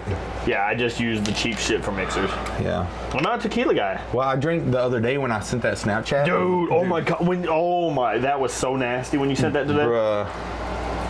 I literally drank gnats and flies and shit. Did you leave it open outside or something? Is that what happened? I'm guessing so, but when I took a drink, the cap was on it, so I'm thinking like I left it out for a day and then I capped it back. And my god, yeah. But bro, it was so bad. No, some of my favorite ones I have here was, you tried this one. The Captain Morgan Private Stock, that was good. Of course, I got Screwball there. Screwball. I like Screwball. I love Di Serono. Di Serono's good. TX is not my favorite, to be honest. I love it with a Coke. One of my favorites with a Coca-Cola. But I feel like any whiskey with Coke is pretty good. Well, see, people, I think, I don't know, me and I just talk about this. People always put like a red Solo cup of Coke and then a shot of whiskey. Yeah. You lose all the flavor of the whiskey. I like to do like a whiskey glass with a big cube of ice, shot in half of whiskey, and then a little bit of cola. Well, I think the ice kind of fucks it up for a lot of people too. It may crack because you take a drink of fucking whiskey and Coke and you have like those like Sonic ice cubes. Yeah. And then you get the ice cubes with the fucking whiskey, and it kind of dilutes it. Well, see, I always do the big squares. Yeah, that's why I'm saying. Yeah, the whiskey. That's the way to go. No, let's hear this fucking Jameson story. It's really not that funny, but when me and Riley, we went to LJT, and it was like This is when you got your eye fucked up? sophomore year. Yeah. No. It was a different time. But we used to party with a guy named Ice. His real name's Ismail, but we just call him Ice because it's way better, easy to say. But Yeah. he loved Jameson, and he would have a fucking, it's one of those like beads around your neck and a flask, and he would put Jameson in it when we'd go up to the stage. And like I said, we were sophomores, so like 16, me and Riley. Yeah. Riley's 15. And Of course, at that age, you're drinking anything. Yeah, we're at the biggest country festival in the world, basically. Good country music. And there's 60,000 people around us. And it's pretty easy to drink when you're underage there because it's like just too many people. There's too many people to monitor. Yeah. And there's fights going on. They have other shit to do than trying to catch fucking underage drinkers. So, but I remember at the end of the night, we were so fucked up, we drank like half of that Jameson bottle, and we went to go get a Philly cheesesteak. And so we would get a Philly cheesesteak, and then we're walking back to camp, and it's like it's a long walk. I don't know how long, but it's long. And the cops were just circling around us, and we had to hide under fucking campers and everything. I think I heard this one. Yeah, it was bad, but we got away with it. It was all right. Man, some of my crazy drunk stories. The one that people always told me, they're like, I think that's a sign from God you need to go to church. Was the fucking waking up behind Mr. Muller's church after the Just Time cook-off. Yeah. Like I said, I woke up and I woke up and I'm like, oh, what the fuck? Laid on a back porch, just concrete. See a fucking cinder block fence. I don't know nobody with a cinder block fence. What the fuck? I see a barbecue pit right there built into the ground. Where the fuck am I? In my head, I'm sitting there like, whose fucking backyard did I break into? And I peek around the corner and I see the fucking 115 highway. Yeah. I'm like, oh, okay, it's just Mr. Muller's church. Did he wake you up? No, not that night. That was a different night. That's a different night. That's why people are like, I think that's a sign. Yeah. And I just continued walking back to my fucking place when I was living with Pondo. Bro, if you done it twice and you ended up in the church twice, that definitely is a sign. Well, okay, here's the thing. I didn't end up in the church the other time. The other time, he just woke me up. Where were you? So, I was drinking with the Cossacks that night. Oh, yeah. And I was drinking I was really big into Adios motherfuckers at the time. Yeah. I'm talking like 7, 8 in one night. And those are all like 6 shots apiece. We went to the Huddle House. And, fucking like 3 a.m. fucking Huddle House. Of course, shit's banging. Yeah. I go there with them. And a couple of them I knew, but a couple of them were from like another chapter. And I was doing my hang-around period, deciding if I wanted to join them or not, prospect for them. The Cossacks? Yeah. So the hang-around period is for you to decide if you want to prospect. The prospect period is for them to decide if they want you in. Okay. And I'm doing my hang-around period.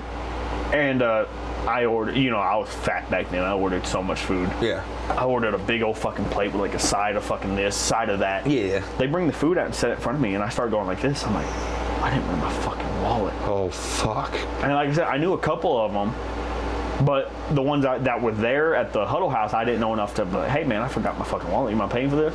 And of course, I wasn't going to ask the ones from the other chapter because I only met them that night. Yeah, and it's still kind of a sketchy group to hang out with, too. Yeah, well, like I said, a lot of them knew my dad, but those ones weren't there that night. Yeah. So that's why I was like, if they were there, I would have been like, hey, I forgot my fucking wallet. I'll just like, money tomorrow. Yeah. And I'm like, what the fuck? I was like, oh, they set the food down. I was like, I gotta go piss. I'll be right back. Oh, no. And you know how the Huddle House is set up? Yeah. The bathrooms are there with the emergency exit right there. Yeah. I walk out that fucking emergency exit, set off the fire alarm. Oh, I think you told me about my truck was parked right there. Yeah. Got in my truck and just started driving back to Wink. I fucking got like in my mind. No, in my mind, because I'm fucked up. Yeah. In my mind, I'm so far from Wink.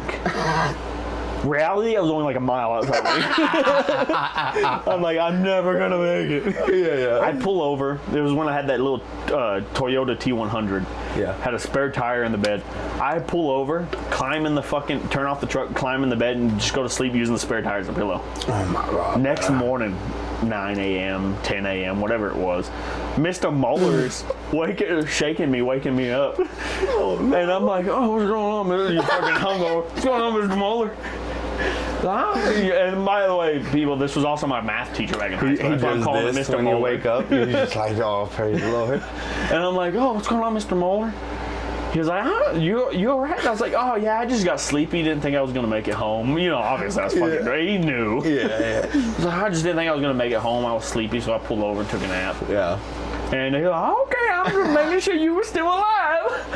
And I was like, no, I'm good, Mr. Muller. He started walking back to his truck. I peek around the corner. I could see Wink. I could see Liberty. That's how close I was. I'm like, what the fuck? I get into this fucking drive home. Yeah. and like Brother Muller is, I love Brother Muller. He's one of my favorite teachers. He is very, very like good guy. But he makes the funniest noises. Like when we were in like math class or whatever it was, he did. That's why I was like, what the fuck are you doing? That's why I was trying to get his accent. I was just checking to see if you were all right, alive. You know. Yeah. Oh, he was such. He was one of my favorite people. Yeah, he is cool. Like out of high school. Yeah. Well, I grew up like going to his church and stuff. See, I never went to his church. And it was like the church in town. It wasn't. How do I say this? Like, it was a church that kind of the poor. Like, I'm not saying I was poor, but like kind of the like poorish people went to, you know. But like, and then all like the fancy people around here go to the fucking other First Baptist or whatever it was. Yeah. But he's a good guy, really. Oh, he really was. He's funny. I remember being like, and let me say this, I was in high school, but I would be high as fuck in his class, and he would make those sounds, and they were just like so funny. And you were, oh my god. Yeah, and I'm just like, what the fuck? Me and Troy would be fucking laughing our ass off. Oh, it's funny though. Man, speaking of teachers, did you have any teachers that really like stood out to you that you just absolutely liked or just absolutely hated?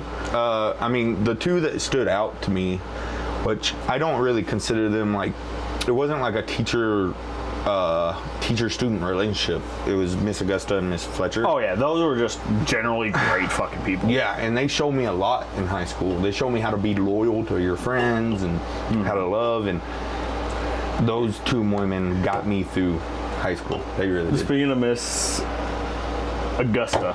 Yeah. A memory just fucking popped in my head. Yeah. You're gonna remember. I can't even fucking imagine. You're gonna remember this. It was art class. Yeah. And I just started dating Hartley. Okay. And I think you've told me this before. No, you were part of this. And we were.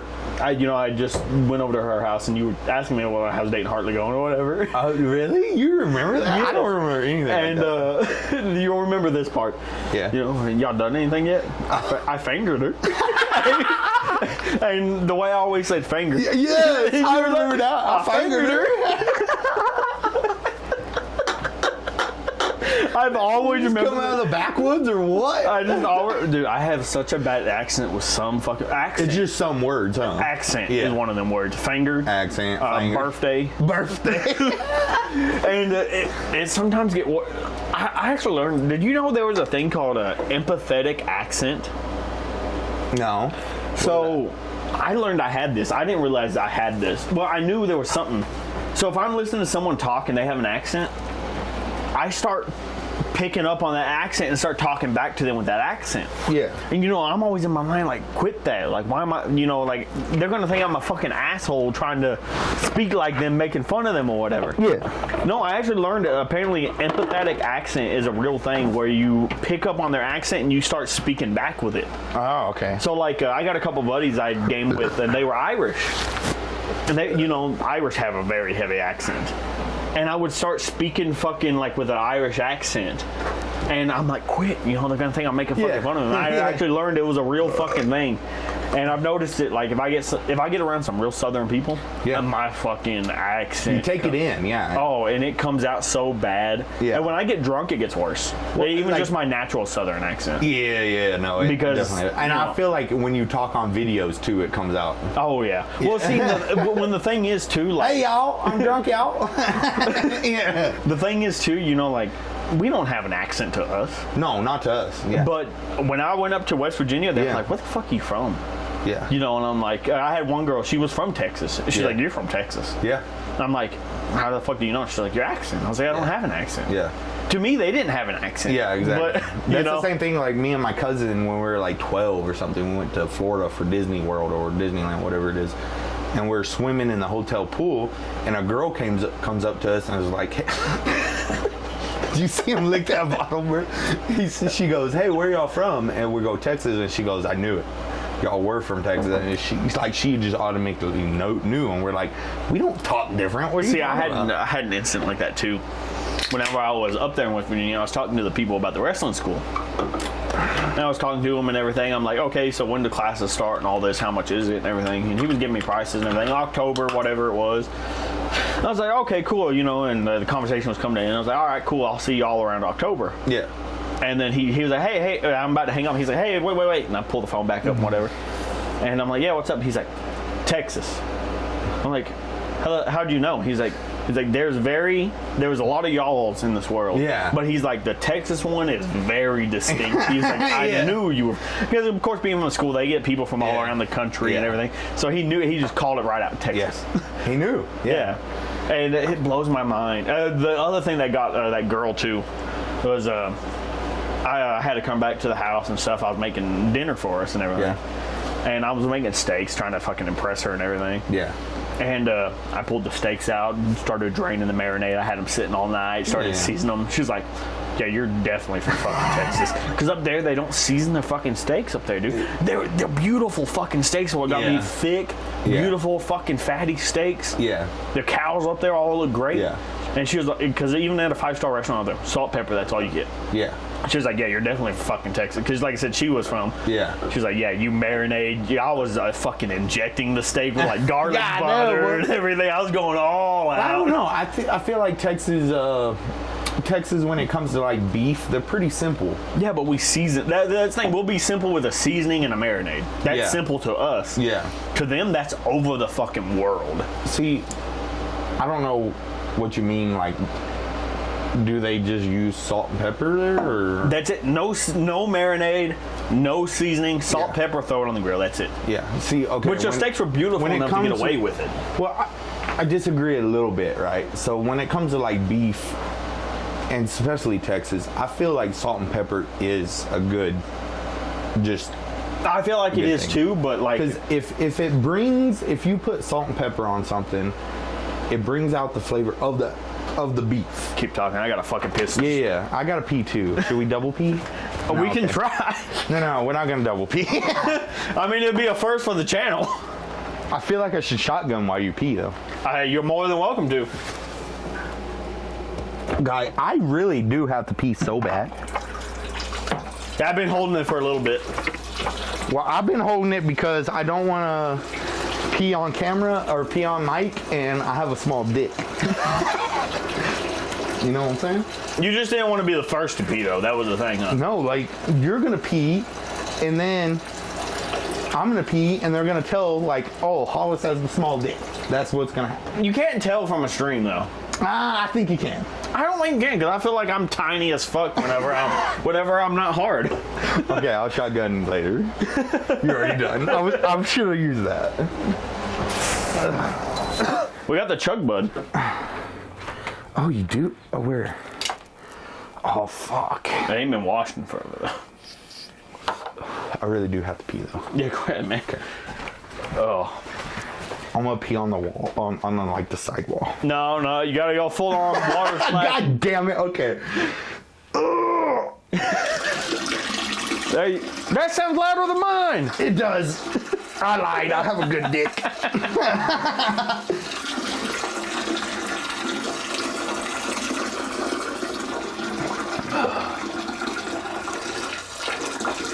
How long? For the battery.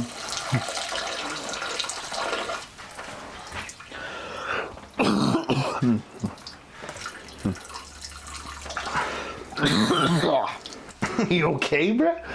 I'm just old. How old are you? 48. 48? Every You look good with 48, brother. every heart attack adds 10 years. Oh, okay. Yeah. That makes sense. Oh man. Oh, fuck, guys. What? My shit came undone. Oh shit. It's still on though. That's a good part. Oh, I think it might have came out, though. No, those are pretty tight. That's a good thing about those. Okay. We're back in business, people. But you either got the chug bud or you got the Kong. So this goes there. Yeah, and you already have it open. I already have it open, so I just stick it on there. And it actually comes with a key. Yeah, that's your shotgunner. Your Fuck, do I want to do it right now?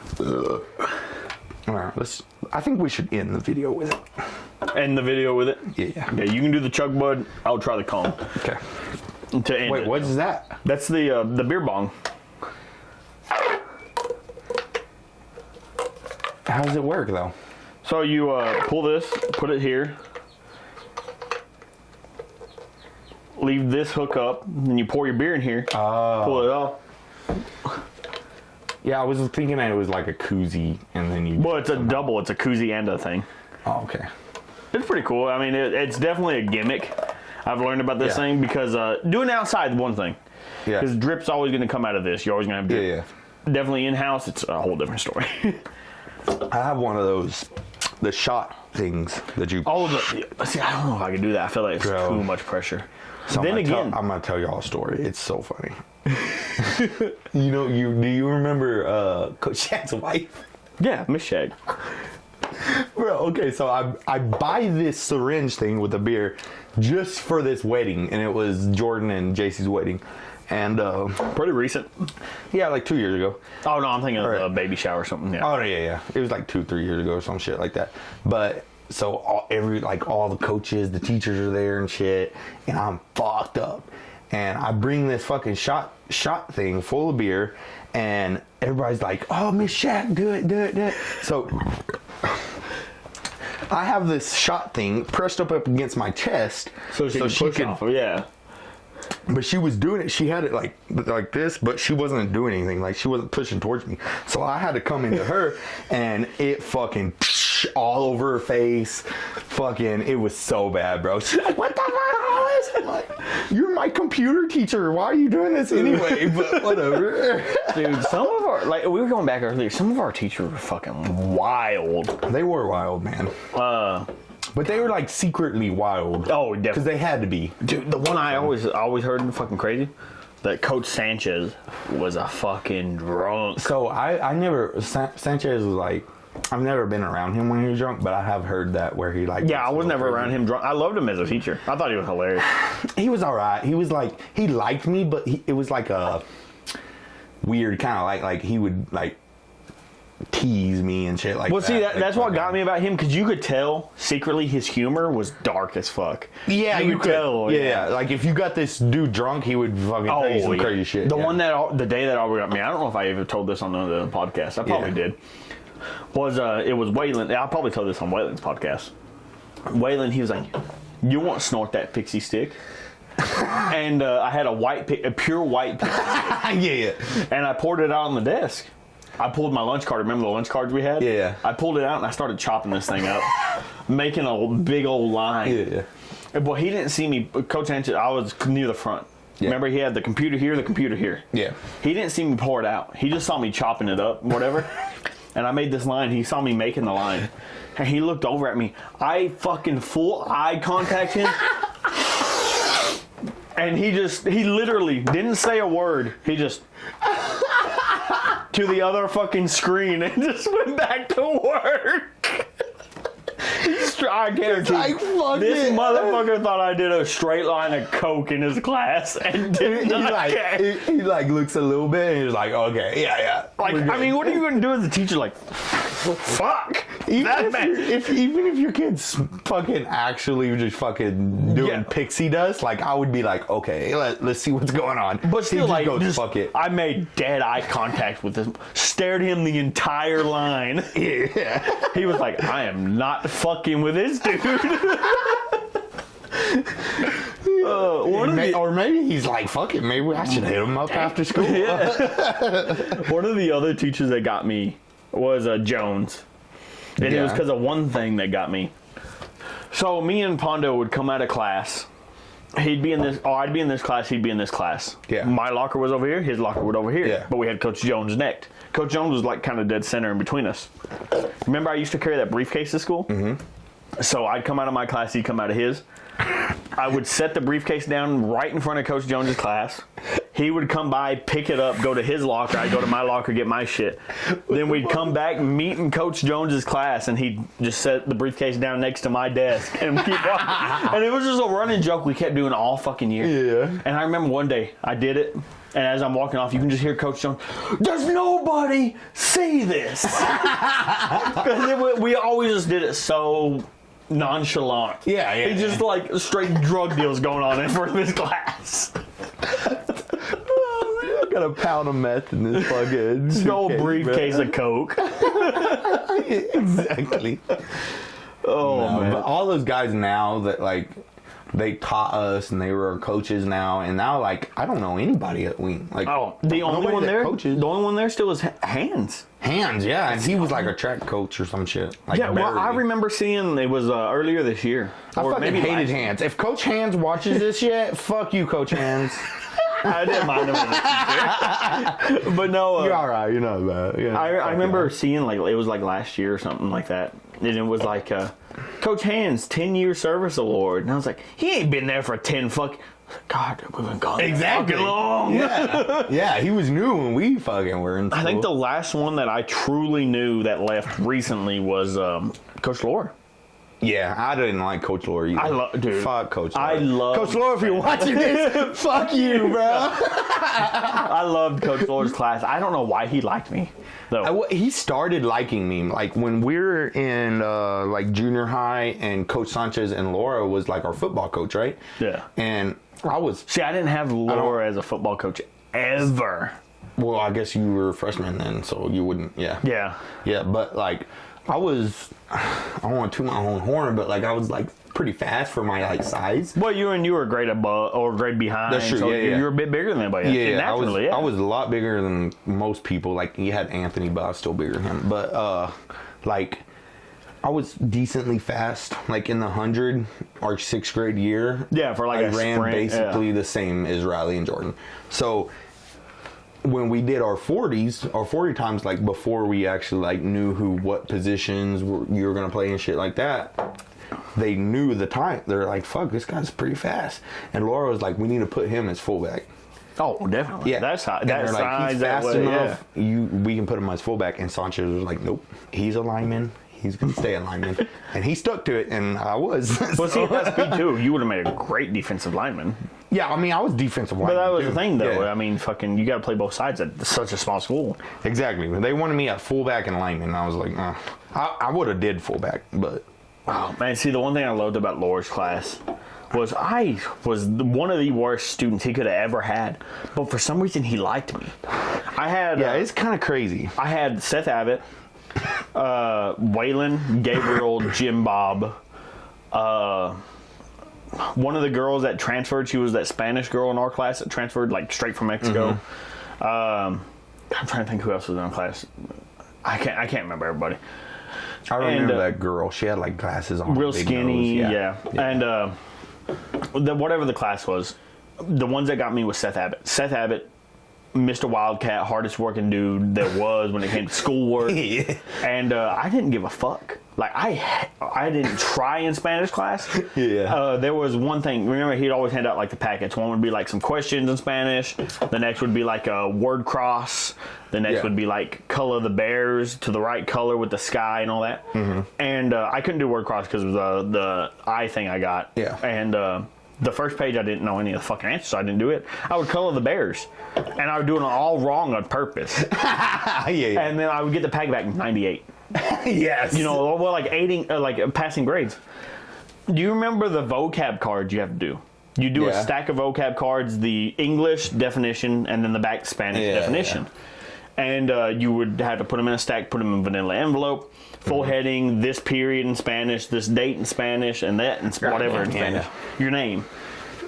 And we had a substitute that day. I did 6 of them. And they probably weren't even right.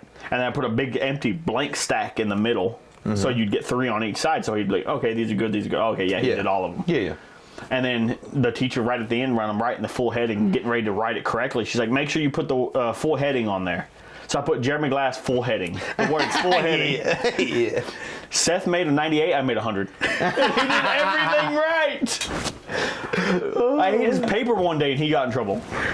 So did you like Seth? I loved Seth. Is one of my favorite people. So the thing about Seth, like, I think Seth's a good guy, and I have no problem with him. I love Seth. But so, like, he graduated high school and went off or whatever. And I didn't see him for a long time. Well, we went to a Coetzel concert at Dos Amigos in Odessa, and we saw him there. And me and Mercedes were like in line to get a beer, and Seth walks up, and we're like, "What the fuck?" Like, we haven't seen him in like 5 years, maybe, you know, like, and he goes up to Merce. It was so cringe, bruh. And Seth, if you're watching this, you probably fucking know. But like, he goes up to Merce and he goes, he smokes a cigarette. He's like, yeah, Merce, I'm a bad boy now. And he smokes a cigarette again. I'm like, bruh, that's so cringe. That's so bad that he said that. But like, he's a good guy. Oh, he's one of the nicest guys to know. Okay, so going on to the Spanish thing. Yeah. One of the days I remember, like I said, Coach Lloyd would always span out every Monday the calendar for the week in Spanish. Yeah. I sat in front of Seth. He set mine down. He set Seth's down. I turned around, picked up Seth's, rolled it into a big fucking like joint looking thing. Yeah. Took a big old bite out of it and set it back. Coach, Glass ate my paper. Shut up, Seth. You shouldn't let him do that. And I didn't get. And then, oh my God. Speaking of Seth, though, one of the other things, you were saying like out of high school you saw him. Yeah. He came down to visit when he was still in college, and it was at the old Alsops when the old Alsops used to be there. And, you know, one of the running fucking jokes in high school was Seth was losing his hair pretty bad. And I can't say that motherfucker's bald by now. Oh, definitely. And I can't say shit because I'm losing hair now. Yeah. But I felt so bad this day because I saw him and stuff, and I'm like, "Oh, what's up, Seth? How's the hairline doing?" And I picked his hat up off of his head, and it was just like strings. Oh no! It was bad. It was gone. You know, it was like a couple strings across the top. Oh no! And I felt so bad. I just said, "Hey man, I'm sorry, bro. Like, I'm sorry about that." So bad. I felt like such a dick. And when you were losing hair when you're in high school, or it was like years it was like homecoming night. Everybody we knew was up at the Alsops. That's the worst. Oh, and the thing is, the guy got so much good pussy. Oh, probably better than I ever got. I mean, fuck, bro. He was dating fucking all kinds of girls. But I felt so bad for that. Now I'm like, I'm losing my hair. I'm like, it's karma. yeah. Seth's coming back to haunt you, bro. I feel like I should. Fuck. Finish that off. What time are we running? What time did we start? Cody just texted me. Fuck. We started 5:30, so we're at like almost 2 hours. Bloody Marys. I love Bloody Marys. Are they doing the Bloody Mary competition this year? Is that what he's talking about? Cody just asked me. You feel like judging Bloody Marys? What are you doing in Chile tonight? Are they doing the Bloody Marys tonight? Mm-hmm. I wanted to enter that so bad because I thought they were doing it Saturday. I'm going to ask what time. Let's see. Yeah, dude. So the cook-off, like, I've judged 3 years in a row, right? On the Bloody Marys? Well, no, like everything. Oh, like brisket, chicken, dessert. And it's not what it seems. Oh, yeah, the judging. It's mostly shit. It really is. Like, dude, there's a couple of them that are good. If I had the ingredients, like I said, if I had the ingredients already bought tonight and everything, I wanted to enter the Bloody Mary contest just from the pure fact. The only thing that's ever got my head big was Corey. Yeah. Corey has stated many times, I don't like Bloody Marys. I hate tomato juice. I can't stand them. They look so good, but I can't stand them. Yeah. I made him one here. It was Isaac and him came over one night. Yeah. I made him one. He's like, this is fucking amazing. Yeah. And I want to enter so bad for that. Maybe next year. Well, the thing is with Corey, like, he doesn't like trying new shit. So if you can get him to try it, I got him to try it, and he fell yeah, fucking in love with it. Yeah. Even Isaac said he was a good Bloody Mary. I love Bloody Marys too. I wish I had the shit. I'll have to make you one eventually. But the thing is, like, with Bloody Marys, it's almost like a brunch or like a early lunch or maybe even a breakfast thing. It is the ultimate hangover cure for the hair of the dog. I don't know. I feel like Menudo is. Well, I don't like Menudo, but I'm saying, like, as far as like an alcohol, because you're getting the hair of the dog, you're getting, you're getting more alcohol. A little bit of tomato, dude. Yeah, I'm telling you, I'm gonna make you one day when I get all the ingredients. I think you. That would be cool if you had the ingredients. We'd go fucking turn one. I think the only thing I'm missing is the. Imagine if you win, bro. That would be so fun. I'm gonna next year. It's happening. I'm entering next year. And I don't think you like well. The thing is, like, do you have to be there to make it? And I'm going to be there to make it. I'm going to make that shit in person. I don't know, like, if you have to have, like, a campsite or, like... I probably don't, because they do it at the tables, remember, up front. Yeah, I'm sure you can go up to, like, the tent and just make one. And yeah, that's what I'm saying. I would just take the ingredients, because mine has 7 ingredients. Okay. I don't do horseradish. I hate horseradish. Yeah. So, I do pickle juice, half a lemon, half a lime squeezed. Mm-hmm. I do quarter ounce. Oh no, 3/4. The pickle juice I do a 1/4 ounce. Okay. Because it's got a lot of bite. Yeah. 3/4 ounces beef broth. That is my secret. That's my secret right there. Is the beef broth. Yeah. And then of course I do. I always get like the salt grinders and the pepper grinders. 7 turns with the salt, 10 turns with the pepper, and then I switch over to 2 ounces of tomatoes. Like V8. No, just fucking Campbell's. Tomato juice. I like that, yeah. 2 ounces. 2 ounces of Clamato, that way it's not too thick. Okay. And then your 2 ounces of vodka. And then, of course, like 3 or 4 dashes of Worcestershire, 4 or 5 dashes of hot sauce. Just by talking to you, I know what the fuck you're doing. Yeah. Like, you know, you got it down. You, figured it out. And I take those big cubes of ice and I break those down to make nice big chunks. Yeah. So it doesn't dilute too fast, but it keeps it so nice and cold. Yeah. And I do those. I already know that I would like what you did. Yeah. Like I said, I hate horseradish. The beef broth is the thing, I think. That was the secret. I never heard of that until I went to the Cajun place, and the lady that owns the Cajun place told me about beef broth. I was like, I gotta try that. That makes sense to me, though. And it makes it so savory. Yeah. You know, and the reason I got Corey to try mine, because he didn't want to try it. Yeah. And I told him, I was like, okay, do you like hamburgers? Yeah. Will you eat a hamburger with ketchup? Yeah. I was like, so imagine my Bloody Marys are more like a savory hamburger with a hint of ketchup. Yeah. So I'll give it a try. Yeah. Loved it.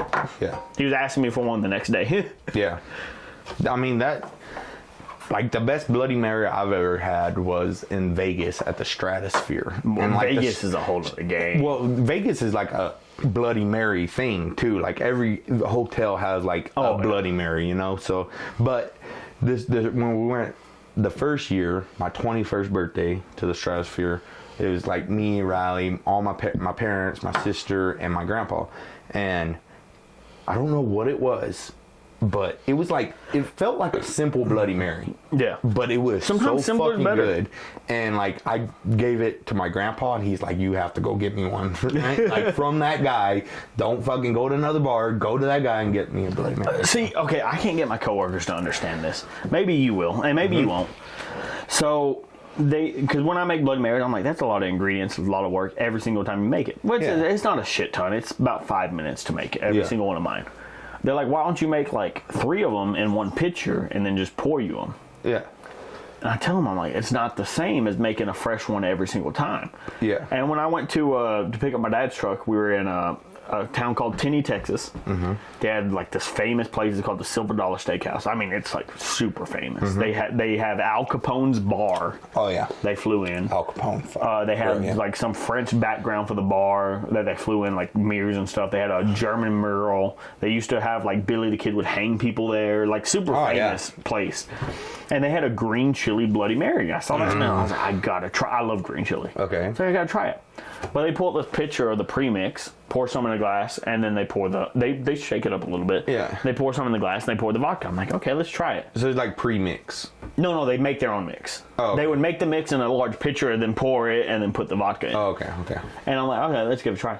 But it would come out, you'd get too much tomato juice, you get too much of the seasoning. not enough vodka. It wouldn't be balanced. And I keep trying to, my coworkers swear to God, like, oh, you just make it in a pitcher and then you mix it up and it's the same balance. I'm like, it's not the same as making a fresh one every single time.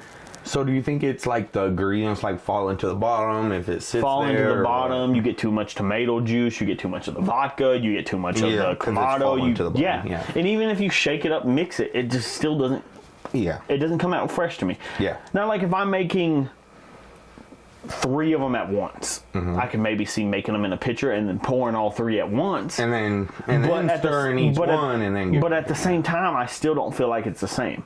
Yeah. I feel like one guy may get a good one guy may get a mediocre, one may get a bad. Yeah. I would rather hand make them every single time to guarantee the same product. Yeah, yeah. Have you ever tried the pre-mix, like Bloody Mary mix at Champs? At Champs? I don't think I've ever tried that. Do they have Bloody Marys at Champs? Well, they don't. They got micheladas.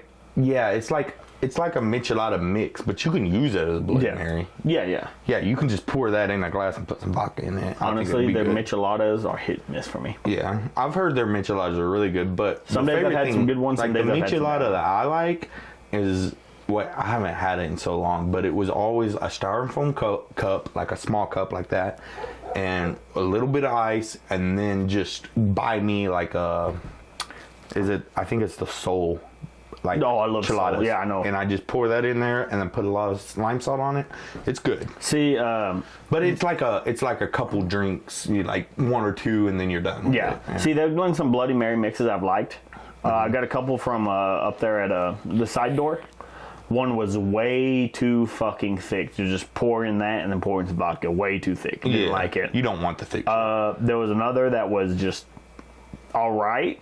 You know, it was like, okay, I'm fast. I don't want to do all the work. I could just pour this in there, pour that. Yeah. But at the same time, I was still putting it, adding Worcestershire, adding salt and pepper. It's like, at that point, why don't I just make fresh? Yeah, make your own, yeah. And micheladas, I actually have a very good michelada recipe, too. Yeah. So, take your favorite beer. I actually love those fucking pickle beers for it. Oh, okay. Those pickle beers came out fucking great for it. Because they're definitely... I think Mexican beers are the best. Mexican, but definitely a Corona, Sol, something like that. Definitely, I agree with you for that. Yeah. So you do the Clamato. You do your 4 ounces of Clamato or so, depending on how big of a glass you got. Yeah. You do a little bit of Worcestershire, a little bit of hot sauce, and then you do soy sauce is the key to those. Yeah. Because Clamato is like a clam juice, kind of clam and tomato. That's why it's called a Clamato. Oh, okay. I didn't know. Soy sauce has a high concentration of clam juice. And it sets it over the top. It really does. And instead of tahini, I use this. That is a Chupacabra shit? Chupacabra's beer salt. Oh, dude, that shit is so... That's why I've been putting on my fucking Bud Lights all night. So, with, like... That's good. That's good. I like that better than tahini. I wish it was a little more, like, acidic, but... Oh, definitely. Well, when you add the lime to that, you think you run that up a lime? Yeah. I don't know. But the Chupacabras, like, for, like, seasoning meat... I think they're all right, but, like... Because Riley always told me, oh, dude, those Chupacabra seasons. I've definitely had better, but for around here, what you can find on a daily basis, great. Yeah. The brisket magic, fucking amazing. Dude, if I'm doing a brisket, and this comes back to salt and pepper and shit, if I'm doing a brisket, it is salt, pepper, and, like, maybe garlic salt. Maybe. See. But that's how everybody does it in Texas that has good brisket. Yeah. See, when I do mine, and I've been told my brisket, the only time I ever made a brisket for other people to try, they were like, that's pretty good. Yeah. And this was my first brisket ever done. It was in the oven, too. Yeah. Mind you that. What I do is I do the clods. I love clods. Clods is a good base to marinate your brisket. And I do a little bit in the pan when I started cooking, just a little bit at the bottom, with a little bit of beef broth. Yeah. Then I take Stubbs barbecue, the spicy one. I like that. I put it in the pan, and then I take Kraken black spice rum. Pour a shot or 2 into that, and mix that together. Okay. Every 2 hours while it's cooking, pull it out, baste it with that. Yeah. Put it back in 2 hours, baste it with that, until it gets to about the halfway point, a little bit more than the halfway point. Yeah. And then I fully cover it with the foil, and then just let it sit. Yeah. And then, of course, I do some seasonings with that, like. And me and Isaac's talked about this so much, but when like it comes to beef, man, I'm really on the point of like just salt and pepper, and I can see it. I really can. It really is good. And If you got a good cut of meat, I mean, when it comes to pork, you want a little bit of sweetness under that because it complements the pork. I don't like sweet meat. But if it's pork, I feel like you change your mind because if you're eating ribs or like pork butt, a little bit. Not. Okay, I'm not saying like honey, I can see pour ribs over or it. pork butt. When it comes to pork chops, I like bold. Yeah, okay, I get that. I make some pork chops yesterday. When it comes to pork chops, pork chops got to be covered in fucking pepper heavily. Really? Okay. And then fried. You and my dad would get along I love pepper. He loves pepper, and I'm like, I like pepper, but I don't like it because pepper is very strong taste. Yeah, I love strong. So I love bold. See, I love bold. When it comes to anything, I love bold meat. I don't like sweet meat. That's what I'm saying, though. If it's beef, if you're cooking beef and you're putting honey on it, then fuck you. Yes, it's got to be bold. Yeah. If you're putting, I can see a pork or even a chicken to a somewhat being a little bit sweeter in some aspect. Yeah. Some aspects, chicken and waffles. I love the contrast. Salty but savory. I love that contrast. But one thing's sweet and one thing's savory. Yes. Take a bite of one, take a bite of the other. Get the contrast together. Definitely love that. Pork, I can definitely see that. But here's my thing. I love beef ribs over pork ribs. Beef ribs are so good. Yeah. You've had Super Pollo's ribs, right? Yeah. Do you like those or no? Not their beef ribs, though. I think they're fucking I've only ribs had or pork ribs from Super Polo. The big ribs that are like this fucking long? Yeah. Those are the beef ribs. Yeah. I've cooked beef ribs before. Some of the best you ever had, too. Something about Super Pollo, those ribs are fucking phenomenal. Yeah. I love, because they're flavorful all the way through. It's not, you don't just bite the char, get the flavor, then the rest of the meat's kind of bland. Yeah, yeah. You get it all the way through. I got to fucking I get it. All right. Should I take a shotgun now? Bro, but I tell you, if I take a shotgun, it might be over. I might just pass out. Hollis, I know you, and it's definitely not over. Yeah. All right, let's do the damn thing. I got to pee too, fuck. All right, just let this be known that y'all heard the audio. Me and Glass, I have a bigger dick, so just let y'all know. This is not a big enough fucking hole. All right, you ready? I don't even know how to do this.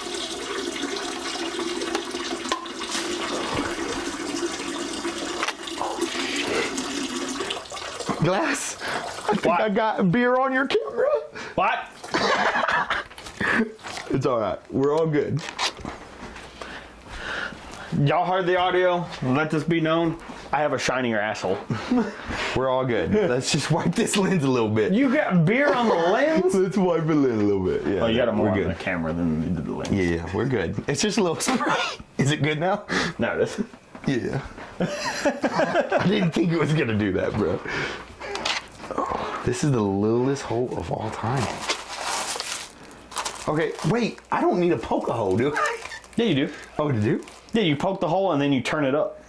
So I drink out of this end? Yeah, you drink out of this end. But what? Oh, so I just go like this? So, no, you let that go and you drink. Oh, okay. And then that's your vent hole. Oh, okay.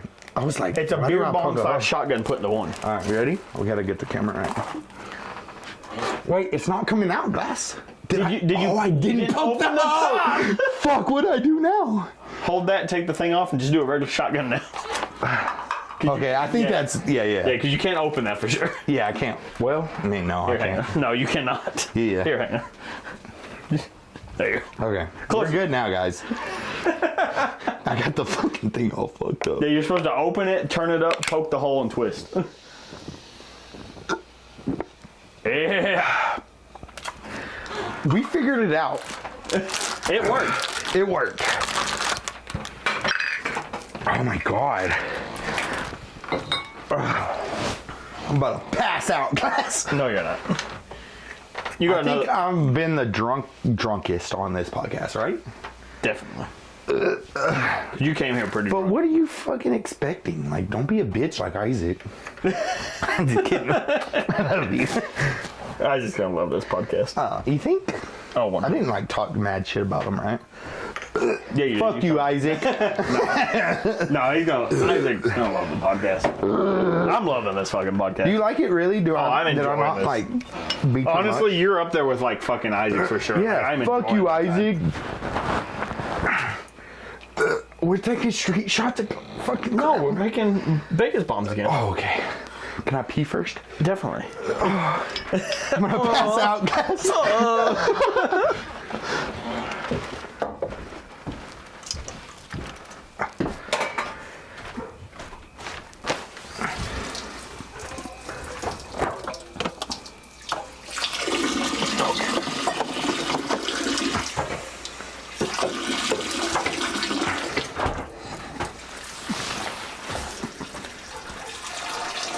You got Bush soap? I did. I ran out of that one, and now I got someone called Leather, like Leather and Leaf. Yeah. I love those Duke Canyon soaps. Do I flush the toilet? You can. Okay.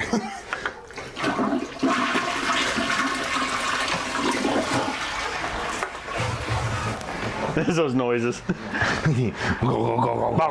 Yeah. I turned on the sink and I'm like, what the fuck did I do earlier today? Alright, so this is our third Vegas bomb. We're gonna have to end this bitch because I'm gonna pass out. You ain't It's gonna pass 7:30. out. You ain't gonna pass out off how many? Well, you've had 5 or 6 of those? 3 Vegas bombs and 1 shotgun? That's glass. That's little. I'm not even drunk yet. Yeah, but I was drinking. Remember to tip it. Yeah, Yeah, true. we should just go like that. There you go. Okay. I didn't.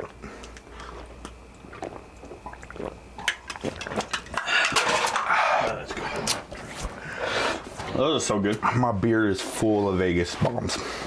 Yeah, I did the same thing. You trying to grow out the beard? Huh? You trying to grow out the beard?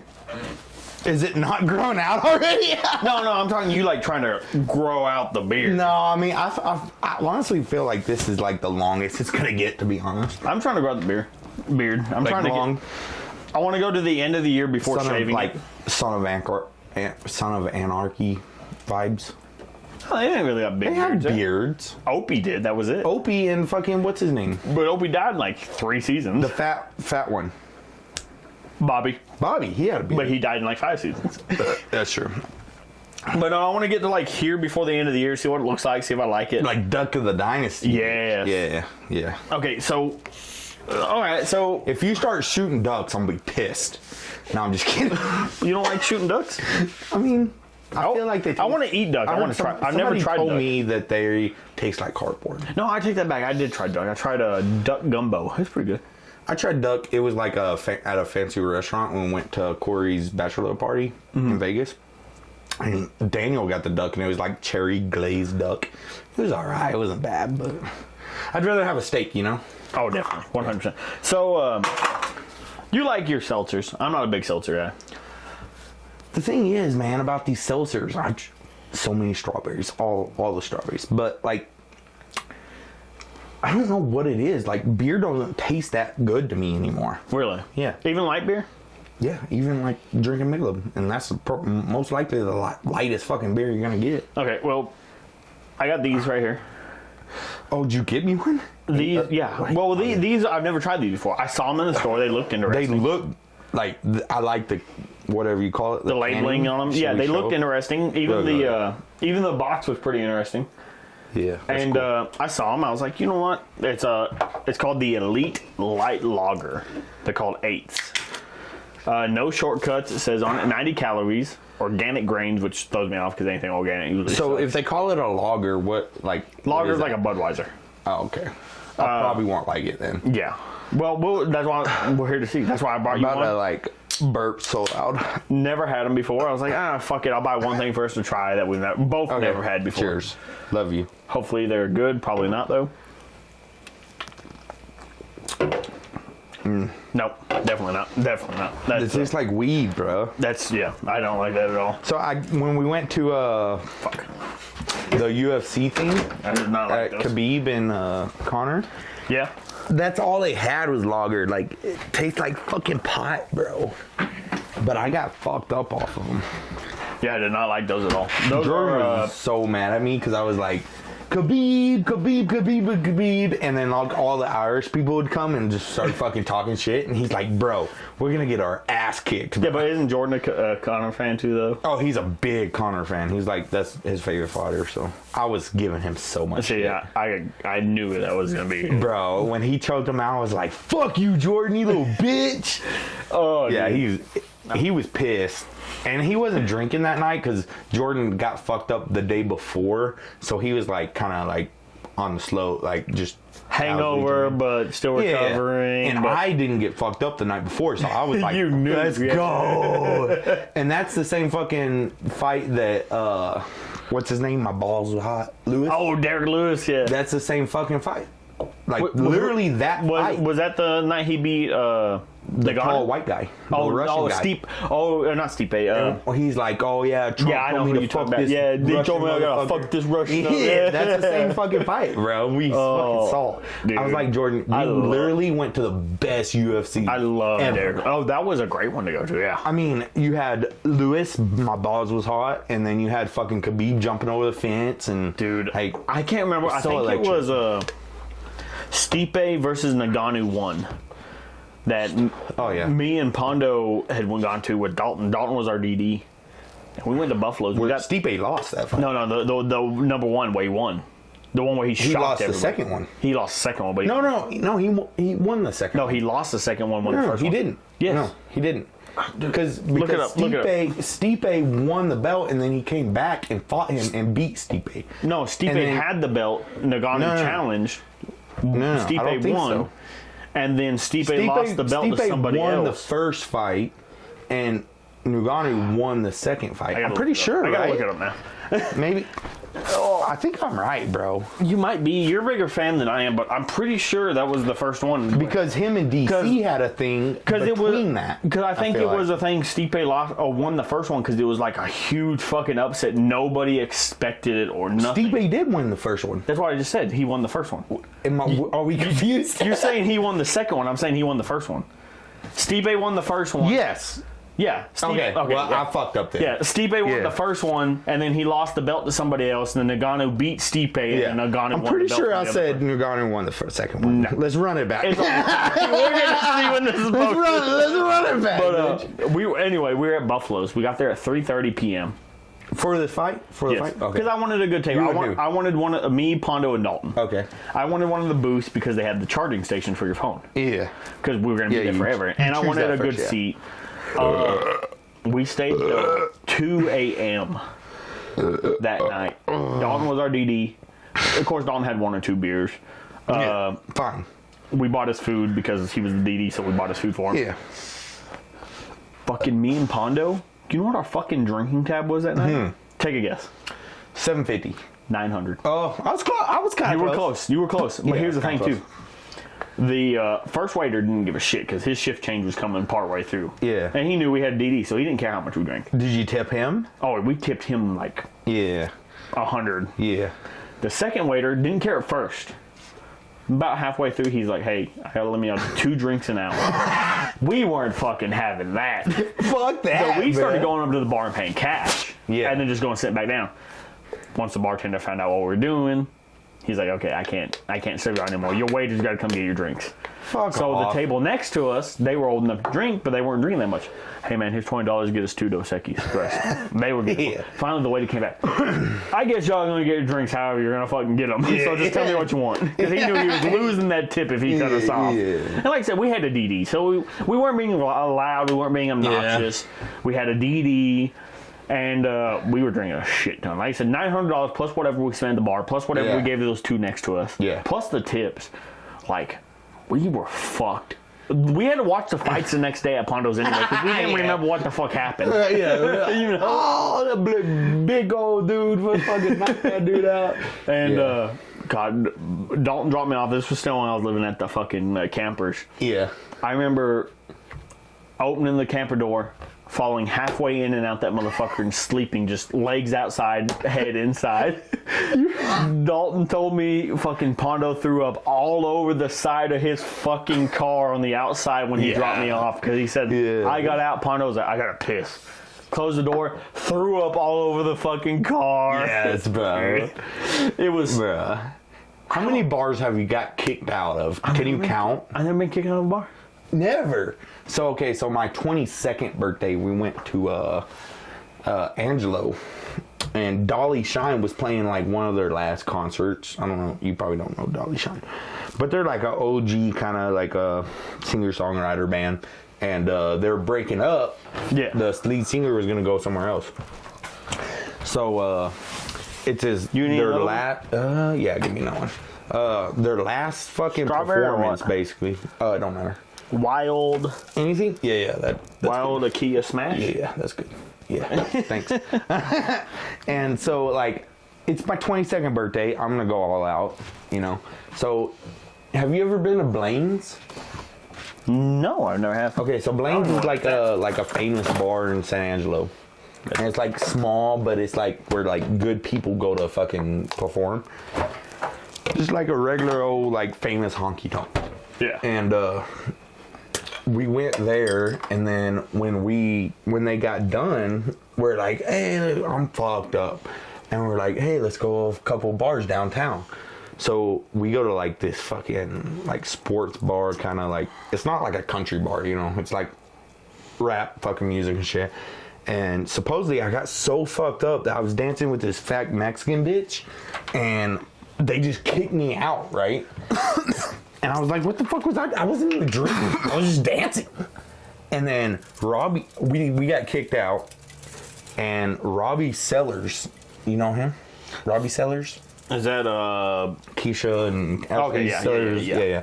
So he lives in fucking San Angelo, and he comes up right when we're getting kicked out, and he knows the bouncer, and he's like, hey bro, don't act stupid, just go in here, have a drink or whatever. Nah, I went in there fucking, hey bitch, and found the same bitch, fucking just started dancing, and I woke up at like 7 in the morning, and there's a video of it, me and my sister talking, and I was just like, I'm so sorry, Shelby, like, I'm sorry I got kicked out of a bar. And she goes, Hollis, you got us kicked out of 4 fucking bars.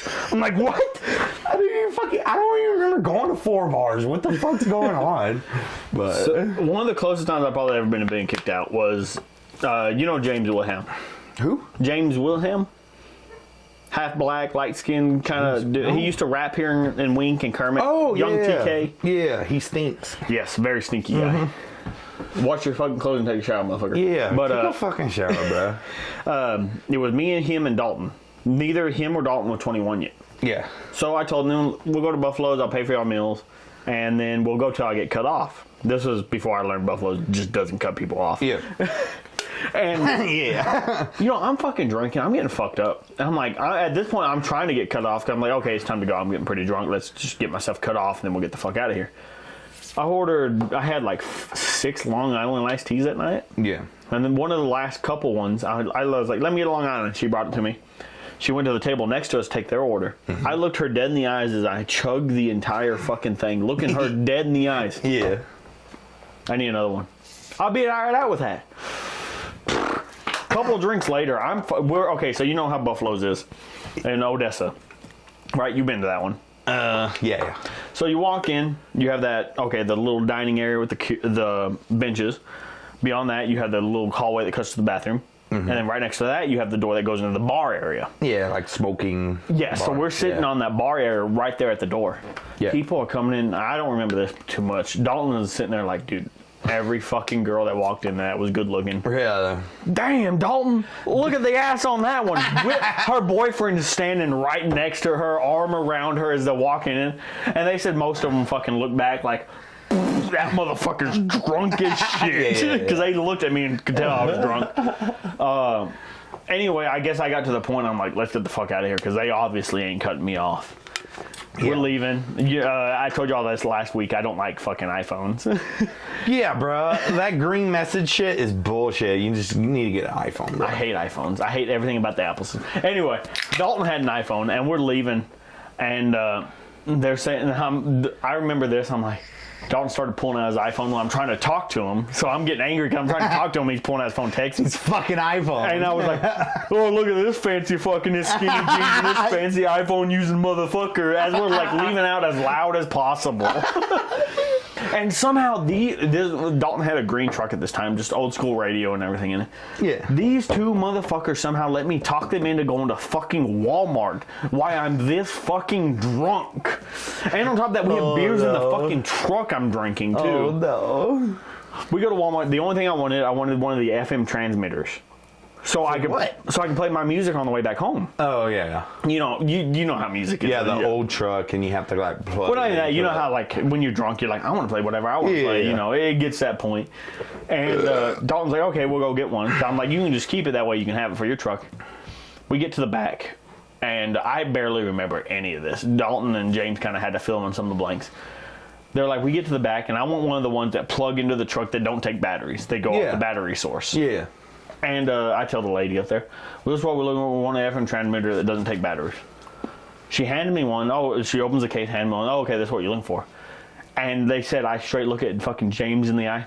James, this is what I'm fucking looking for. I don't trust this fucking bitch. They said on the way to the fucking front, I guess everything started hitting me heavy. Yeah. On the way to the front, they're like, they had to like start helping me walk. Yeah. It's like, you're fucking drunk, Jeremy. Yeah. And they said these Walmart employees like, that motherfucker's drunk. I ain't fucking drunk. I pushed over the entire paper towel display in like the middle of the aisle, knocked that whole motherfucker over.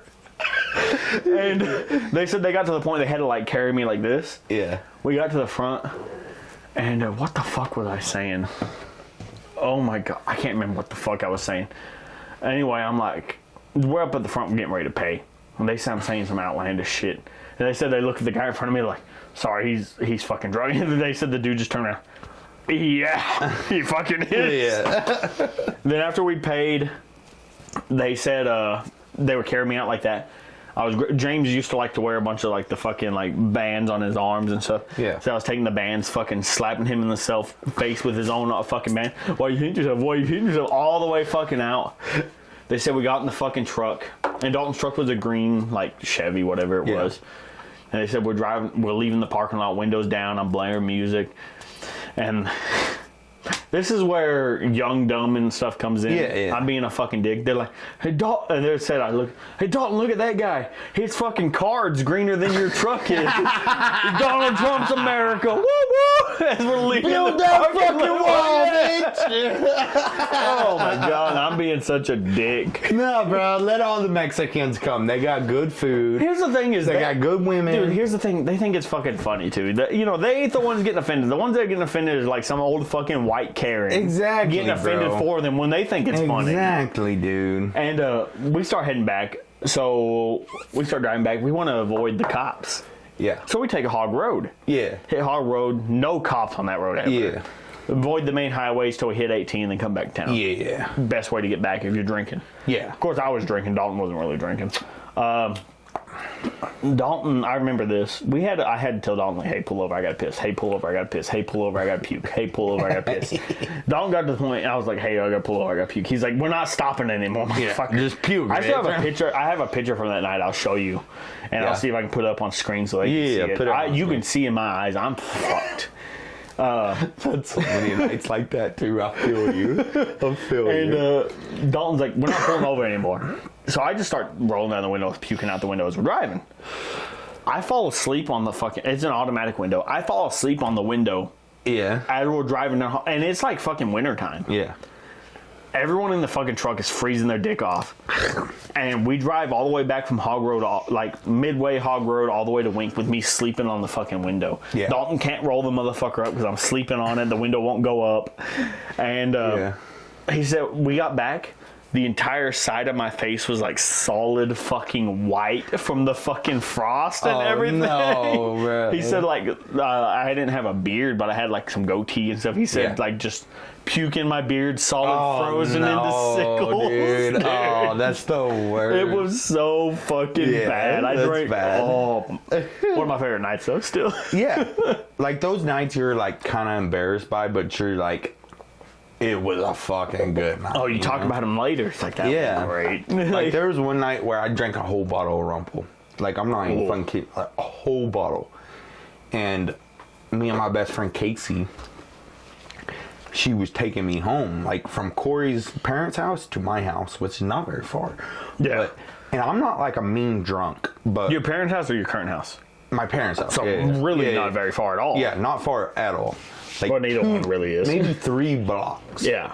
And then, this is when I was kind of young, like, I was probably 23, because she just turned 21. And, I'm not like a mean drunk at all. I don't get mean very much. Like, it don't matter what kind of liquor I drink or anything. Yeah. I don't really get that mean. But that night, a whole bottle of Rumple, it got to me. And she's my best friend. Like, I tell her everything. She's amazing. But I went off on her, like, was calling her a bitch and, like, let me the fuck out. All because I wanted to drive home. And I wasn't fucking ready to drive even 3 blocks. Was not ready to drive. So she let me out, and I'm like, I'm talking on the phone with Zach Grimes, and I'm like, that's a dude I want on here. Oh, Zach would be great on here. Yeah. Zach would be great, but I'll talk to him. I'll give you his number or whatever. I got him on Facebook and all that shit, but no, keep going. So I was talking to him, and at the back of Corey's house is just like a big pasture, right? Where the Apache office was. Yeah. Back then. Before they built all this shit. Yeah. Mind you, we're right next door, so I know exactly what he's talking about. Literally right back there. So, I was talking to fucking Zach on the phone, and I was just walking, and I hit this mesquite bush, and I just fucking fall. Like, hard. And I'm talking on the phone, and I just get up, and I left my phone. I just got up and started walking. And I left my phone. And 2 months later, I called Zach. And he's like, yeah, do you remember that one night that you just stopped talking? I'm like, yeah. And he's like, I was like, what the fuck? What happened on my phone? I have no idea. I went back the next day, looked for it. I just walked off without it. And that's the same night I got a fucking fight with Casey's dad. Did you find the phone? No, never. Never found the phone. It's probably still back there, like buried or some shit. But I got in a fight with Coach Swanson, which was the chief of police back then. Oh, Swanson. So yeah, Swanson is Swanson. He was my PE coach or my little football coach or whatever. But I got in a fight with him because he was supposedly pouring out fucking Rumple while we were like going fucking shot for shot or whatever on our glasses, because I had a bottle and he had a bottle, and he was like pouring out the fucking Rumple or whatever, and then we got in each other's faces, bro. Whoa. Yeah. Coach Swanson's a scary dude. Like, you can tell that dude can fuck you up. I remember hearing the story about him tackling some dude and breaking that motherfucker's arm and shit. Yeah, like he's down to fucking go. Well, like, he's a cop, he's trained. Exactly, yeah. But it was a crazy fuck, and that's the only night that I remember that I like actually got mean off of like liquor or whatever. The one I got mean off of, which Isaac and them know this story. This was the reason out of high school Isaac had told me before. I think he told me on the podcast. He was like, "This is why we didn't want to hang out with you outside of high school because like I said, Isaac in high school didn't really know me." Yeah. So he heard this story and I'm like, that just didn't sound like a nice guy. Yeah. I was drinking absinthe. And it's like, and it was like, like fucking, what is it that you double, the proof or the percentage? I think it's the proof. No, it's the percentage you double to the proof, right? Yeah. I think it is. Anyway, it's like 180 proof. Yeah. So it's like 90. It's supposed to make you like hallucinate too. Did you? The real absinthe does, but America limits. They can't sell it. Yeah, they limit the shit that's supposed to be in it. Yeah. But anyway, I was drinking this at Aaron's. You probably heard this story. Where I threw the Brienne fucking saw you butt ass naked throwing up in the toilet. No, that was at Aaron's house. Oh, that was his parents' house. Yeah. This was him in Midland when in Odessa. Okay. Yeah. This is when I threw the drink in Mason's face. Oh, good. Fuck you, yeah, Mason. fuck Mason. That bitch is a bitch. Yeah, but yeah, no. We're calling so many people out on this podcast. Fuck them. Fuck them. But no, I was drinking absinthe and I was getting really fucked up that night. I was drinking beer, absinthe. I was fucking trashed. Mm-hmm. And it wasn't even that I was drinking something that made me mean. It was just Bree was being, or not Bree, fucking Mason was being a bitch. And she was trying to argue with everything I said. And it got to the point, either it was something I really knew something about, and she was trying to argue with me about it. Yeah. Even Dom that night, and I talked to Dom about this, he looked at me, he's like, hey, I know you're right, bro, but she's my girlfriend, what am I supposed to say? Type of situations. Yeah. And at that point, you know, I'm like, well, I'm one of those, you don't hit women. No, for sure. And I was sitting there, I was like, wow, I can't hit this bitch, and I'm taking a drink of my drink. So why I throw a fucking drink in her face? And it's like a Dickies cup of root beer and fucking absinthe. Yeah. I just fucking... And the problem was, this was Aaron's apartment. Oh, yeah. Oh, okay. So, I know what you're talking all over Mason, immediately to Aaron's floor, staining his fucking carpet. And I would have laughed so hard if I was there, bro. And I just, boom, no hesitation, just started walking off to the bathroom because I had to Fuck piss. that bitch, bro. Fuck And like I said, I get why Aaron was mad. Aaron fucking clocked me in the back of the head as I'm walking to the bathroom. Okay, well, first of all, like, if you spilt something on my floor, I would never just start punching. Well, like an accidental spill, yes, but this was intentional. Well, still, bro. I mean... And I got it. I fully understand. You're my friend, not her, you know? Well, nowadays, yeah, but at the time, well, even Aaron at the time, we were great friends. But I fully understood why he was mad. I didn't blame Aaron for it. But at the time, I was drunk. I was wanting to fight. I love fighting. I love fighting with passion. Yeah. And the thing that got me was... Aaron hit me, then Josh and Dominic pulled Aaron back and started holding me back. Yeah. And I was like, I'm ready to fight. And then Dom was holding me back. I'm getting in Dom's face, trying to get him to fight, and he won't do it. Because Dom's just such a fucking nice guy. Yeah. And he understood. He kind of understood, like, yeah, she was kind of being a bitch. Well, and he understood I was drunk. He knows. Dom is such a respectful guy and all that. Yeah. And I'm like, why the fuck are you not hitting me? You're the one that should be fucking mad, like getting in his face and shit. And... by the end of it, I left. I threw the fucking bottle of absinthe at the side of the fucking apartment building as I'm leaving. Yeah. I hopped on my fucking motorcycle. I shouldn't have made it back home that night. I drove like especially on a fucking motorcycle. Yeah, I was on a bike doing like 125 all the way back to Kermit. Yeah. Or to Wink. Like 125. I should have never made it back that night. Yeah. But no, thank God I did, you know. Yeah. But yeah, no, that was probably one of the only times I've ever gotten violence on alcohol. And Isaac, like I said, he didn't know me in high school, so he heard that story. Yeah. Corey and them all had that story. Like, that sounds like a dick. I don't want to drink with that guy. And, but at the time, Dominic was still dating Mason and all that, too. Still, but, okay. And, like I said, the thing that turned everything around was Noah started working at the Cajun place, Isaac's little brother. Yeah. And I drank with him a couple times. Just went out to the place. You know, like I said, that was a one-off thing. Mm-hmm. It wasn't my normal thing. Usually I'm chill drinking. And Isaac and them went to drink with Noah one night. Yeah. And I Noah was like, why don't we invite Glass? And they're like, I don't know. And Noah stuck up for me. He said, no, he's a real chill dude. He's really not like that. Yeah. They invited me. We got fucked up that night. That was when I started getting them to drink the Rainbow Unicorns. Okay. We got fucking trashed. Yeah. After that, they were like, oh, yeah, Glass really is a chill dude. And then I started getting invited more and stuff to this. And then here we are fucking today. I love this friend group. Well, here's the thing, man. Like, when we knew you in high school, and I'll be totally honest. Oh, I was fucking weirdo in high school. No, it wasn't that you're weird. It was that you're a lot. You know, when you got drunk or when you, like... Well, I was saying no one really knew me drunk. You wanted to impress us with something crazy. You know? Oh yeah, I was always doing something stupid. Yeah. No, and I fully get that. But that was, like I said, that was the turning point because Isaac had a family at that point. Corey was having a family at that point, and they were like, you know, at that point they were like, he was pretty chill. You know, I wouldn't mind that around my family. Well, the thing is, like with you, is like okay, so I think Isaac's the one that brought all of us, like you, in the group, right? I really do think it was Isaac, honestly. And he's like one of the best guys I fucking know. Oh, yeah. But he did, and me and Isaac even talked about this, man. We're like, I'm happy that Glass is with us. Like Isaac told me this, I think, in the last podcast, or even off the podcast. I was like, no, we're really, they like, because... well, it don't matter if it's on the podcast or not. Like, I would say this anyway, but like, I'm glad that we're able to, like, help you with your life and I just love being like we care about you. We really do. See, because I think it was me and Isaac had a conversation. I don't even think it was on the podcast. Mm-hmm. And we talked. I think it was the day me and him went to Odessa and we just went to walk-ons or whatever else. Yeah. And I was telling him, I was like, man, I just in my mind works weird. I was sitting there, I was like, I don't think Hollis likes me. And it was over like one random thing. It was that night you had all the pizzas. Yeah. And I was like, we talked about this too. Yeah, and I was like, hey man, do you mind if I get pizza? And you're like, no, they're already in the fridge put up. And then Daniel was like, come on, Hollis, let him get a fucking pizza. You were bitching that no one was eating the pizza. No. And he told me about that too. And when he told me about it, I was like, what?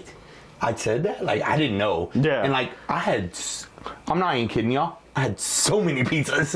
Like, that was a problem. Well, that was the thing that surprised everyone, because you were bitching that nobody ate the pizza, and then I went to eat the pizza. And I think it's a little like confused. Like, we were both confused. I think everyone was just drunk. Yeah, that's all it was. Yeah, but and after that, now I was telling Isaac that. And maybe you were new to the group. That's why. Maybe I was pretty new still at the time. But the thing is, Glass, we do love you. Like, you have to. Well, I didn't get your comedy at the time, because you may have just been trying to be sarcastic, but it didn't come away that way. Yeah. You know what I mean? Yeah. And Isaac had told me that. He was like, oh no, Hollis tells me all the time. Like, he's like, I'm really glad Glass is part of our group. I was like, man, maybe that's not bullshit either, Glass. I swear to God, I'm so glad you're part. Like, and I get that. We just don't let anybody in the group, because we know, like. Well, on top of that, like, I get that Isaac has family, Corey has family, people have family. Yeah. But like, I don't mind. Don't really get me wrong. I get a wild sometimes. I mean, I'm showing my assholes on Snapchat. But that's fine. Like, that's cool for us. Like, we get drunk. If they knew what we fucking did, like, it would be crazy. But like, we do get a little crazy. I love the comedy aspect. I love being a comedy dude. I love making other people laugh. People be like, what the fuck? Like, I get that. Well, most people want last in our group because we go so hard on each other. Like, 100%. If you have diabetes, we're coming for you.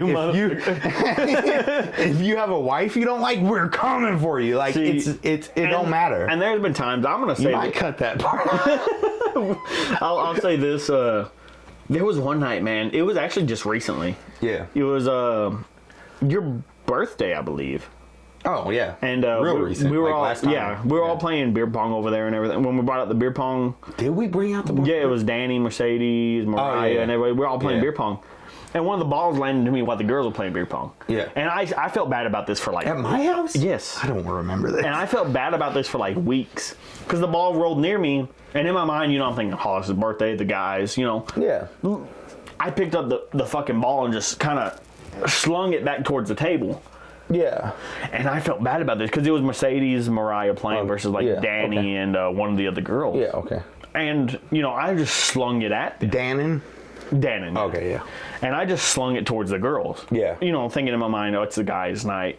Yeah. And I got a little too drunk, like I said. And Mariah, she was like, Glass, what are you doing? Like, she got a little upset about it. Did she? Because I slung it like right at Mercedes. Oh, okay. Yeah. And Mercedes being pregnant, she was like, Glass, what are you doing? And it's not that big of a deal. It wasn't in my mind. It wasn't that big of a deal. But I get what she got mad, and then she was like, well, apologize. I was like, oh, I'm sorry. And she was like, no, apologize to Mercedes. I was like, sorry, Mercedes. Dang, Mariah. And at that point, I was drunk and I was a little upset. I'm sorry, Mercedes. I was aiming for Mariah. But like the day after that, and like even like a week plus after that, I was sitting there. I was like, man, I was being a dick. Oh, and I really hope that Mariah didn't go to Isaac being like, Glass is being a dick. I don't want him around no more. Yeah, and I don't think that's the case. But I don't think it was, because I've been to their house since then and stuff, and Yeah. And Isaac's also the type of person, if you fuck up, he's gonna let you know too. Yeah, and so he never said anything, but like I said, if Mariah's watching this, or Isaac wasn't, I really do apologize, Mariah. It really weighed on my mind. Mariah, I felt like I was being a dick. All right, let's look at the camera. Ready? Mariah, we're sorry. Ready? 1, 2, 3. I am Mariah, sorry. We're sorry. I felt like I was being a dick, and it did weigh on my mind for like a week or so. Yeah, but still, fuck your husband. I'm just kidding. But no, that was one of the things weighing on my mind. I'm like, man, what if they don't invite me anymore?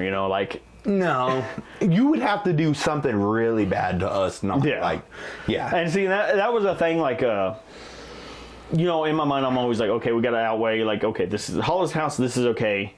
This is Isaac's house, not so okay. I'm not going to be whipping out my asshole. No, Isaac's house, you know what I mean?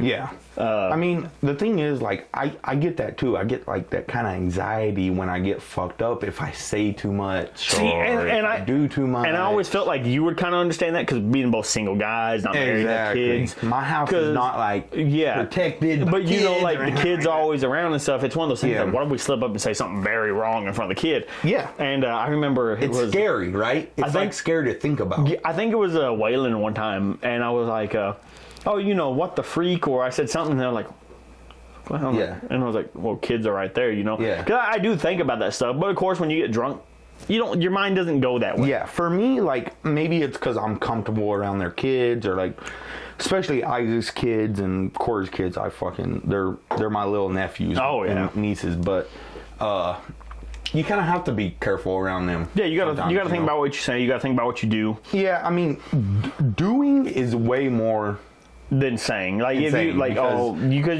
everyone understands a cuss word's going to slip out in front of a child. Yeah, exactly. And stuff like that. But you can be mindful of that, yes, too. and that's why I try to be mindful of it. I kind of do, too. But definitely, like I said, doing is a whole lot more, because when we're in a group of guys... Exactly, and I've fucked up, too. Oh, like, I've fucked up, and Isaac's forgave me, or whatever, you know, it's like little shit, you know, it's not crazy, but... Yeah. It's not like you're going to do something, Glass, and we're going to kick you out of the group. Yeah. No, it's not like that. Like, well, see, I have such high anxiety. It's always... I do, too. Yeah. And I'm probably going to talk to Isaac about this here later. Yeah, we'll fucking go talk to him right now. Did Mercedes or did Mariah ever say anything to you about you? Like me slinging that beer pong? Like, if she did, I really am sorry about that. Yeah. But, and that's the thing, like, with me and Isaac, too, and me and Corey, is just, like, we're truthful to each other. Like, well, see, that was just one of the situations I knew bothers us, we're going to say it. And, like, it's not... We're not scared of, like, ending each other's friendships. It's something that we have to say, like, and we have to get through together. Yeah. We're not like, oh, you're not going to be my friend anymore. It's like, okay, let's talk about this and let's push it under the rug. See, and that's how I am. Like, oh, man. Especially when you're friends with somebody that long, like me and Isaac and me and Corey. It's like nothing. And that comes back to the conversation. Like, I fucking love Robert to death. And I'm sure you do, man. I just wish he would talk to me about the situation. I get why he's mad. I understand the situation fully. And I do sympathize with his side. But I wish he would just talk to me about it. I don't care if we get in a fist fight about it and have a beer afterwards. As long as we're good at the end of it, that's all I want. Because I want him to kind of join our friend group and drink with us and be okay with us. I've been through like a kind of a similar situation, but I gotta fucking pee. Keep talking loud. I mean, I kind of can't keep talking with you. Why not? You can't talk to me while I piss? Yeah. What do you want to talk about? Keep talking about what you were talking about. I don't even know what I was talking about. A similar situation with a friend. Okay, so like, yeah, a similar situation with a friend. And I realized, like, I could be mad. Like, let's say that I'm in Robert's position. Right? I can be mad for the rest of my life, or I could have a best friend. And that's what got me, you know? Like, that best friend was everything for me. And when I lost it, it sucked. So I decided to swallow that pride, swallow whatever I had to be fucked up by that, and just be best friends with somebody. And I know that somebody won't ever do that to me again. And, you know, see, he's the fucking best. So. Like I said, I fully understand Robert's point of view. I get it. But at the same time, like I said, talk to me about it. Understand my point of view. Yeah. The thing was, she was someone I knew, grown up entirely. She was asking for help because she was... I'm not going to say her name or anything like that. Yeah. She was on drugs. Yeah. She was asking help, trying to get sober, trying to get her life together. Yeah. So I offered that. I was like, hey, I understand that whoever or whatnot, your family over here isn't letting you stay with them, but you want to move back to this area, try to get close to them, get back in the good graces. Yeah. You want to get a job, you want to do this, you want to do things right. Mm-hmm. I get that. Come to the house, you can stay on the couch, whatever else. It's fine. Yeah. For a couple days, couple weeks, whatever you need, get back on your feet. Did it turn into something you weren't expecting? That's exactly what happened. It turned into something I wasn't expecting. Obviously, she was above 18. She was a full-grown adult. Yeah. I'm a full-grown adult. And wouldn't it have been weird? She's like 14. Yeah, exactly. It would have been weird then. Yeah, we don't fuck 14-year-olds. Well, we call them those, but... JK! But you know what I mean? Like, it was two grown adults. I'm trying to help her out. She saw that. And she admitted to me, she was like, oh, I had a crush on you forever. So, if you would have to do something different, what would you have done? Told Robert before he figured out? No, I would have just avoided the situation entirely. Yeah. That was the difference. Because it didn't... Stop doing what y'all were doing. Because, well, here's the thing. Nothing sexual ever happened. Well, I thought you said you fucked her. No, it was a couple shared kisses. Oh. And she would like... Oh. That was it. I didn't know that. And she would sleep in here instead of in there. That was it. Y'all never did? Shared the same bed, a couple shared kisses. Nothing ever sexual happened. Yeah. And, you know, like I said, I don't think Robert fully understands that nothing sexual ever happened. He just looks at it. Obviously, you tried to talk to him about it. And he won't answer texts. He won't answer calls. He won't talk to me. Nothing. No conversation will come of it. He won't hear my side of it. He won't let me hear his side of it. Okay, let me ask you this. You and Robert were really good friends. Right? Forever. Like forever. Fucking 13 years. But do you ever question that because he was so like... No. Because we were so close. Was he that close to his fucking, you know, whoever it was? Like, was at the time, no. At the time, the entire family had disowned her.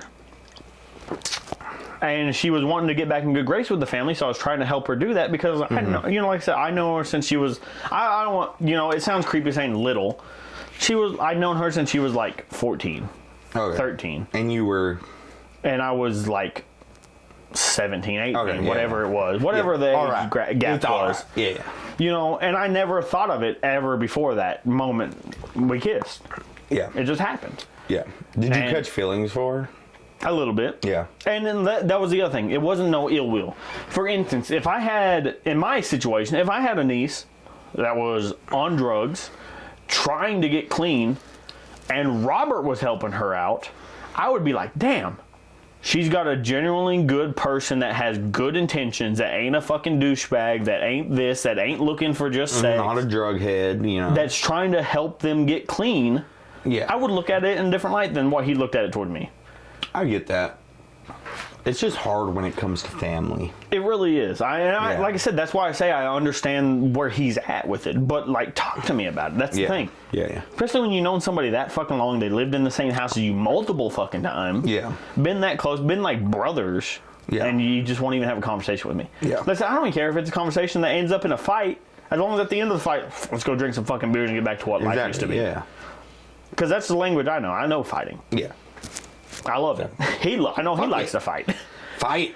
That's what I'm saying. But that motherfucker won't even talk to me. Won't even answer a text. Yeah. And that's what upsets me more than anything.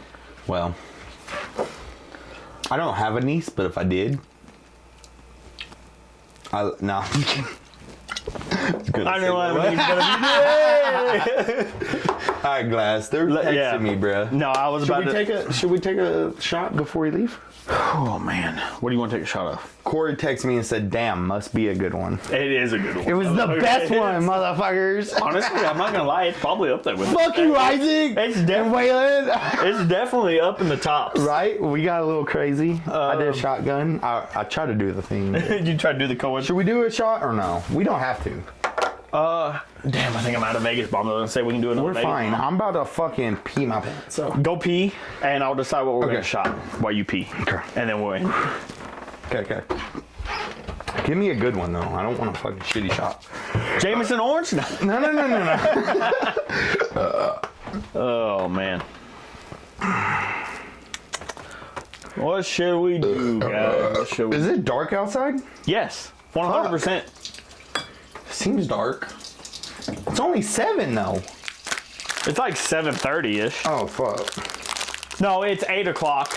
Oh, God. We definitely got the 3 hours in almost. Yeah. Like I said, this was a great one. I love this one. What is it? No, I'm saying the podcast. I love this one. Oh, yeah. Like I said, this is by far one of my favorites. Definitely top 2. Well, hey, if you're having a good time, then all the listeners are having a good time. So. Well, that's the whole point. Maybe. They might be like, fuck this podcast. There's your shot. Wait, you not taking one? I got one with me right here in my hand. Saying there's yours. Is this like a straight shot? Screwball. Okay, I'm down. Right? Screwball? Yeah. All right, let's fucking do the thumbnail. Thumbnail. If you enjoyed the video, make sure you leave a like and subscribe on the channel. Every single little bit helps. And as always, stay motherfucking drunk, y'all. Stay motherfucking drunk, y'all.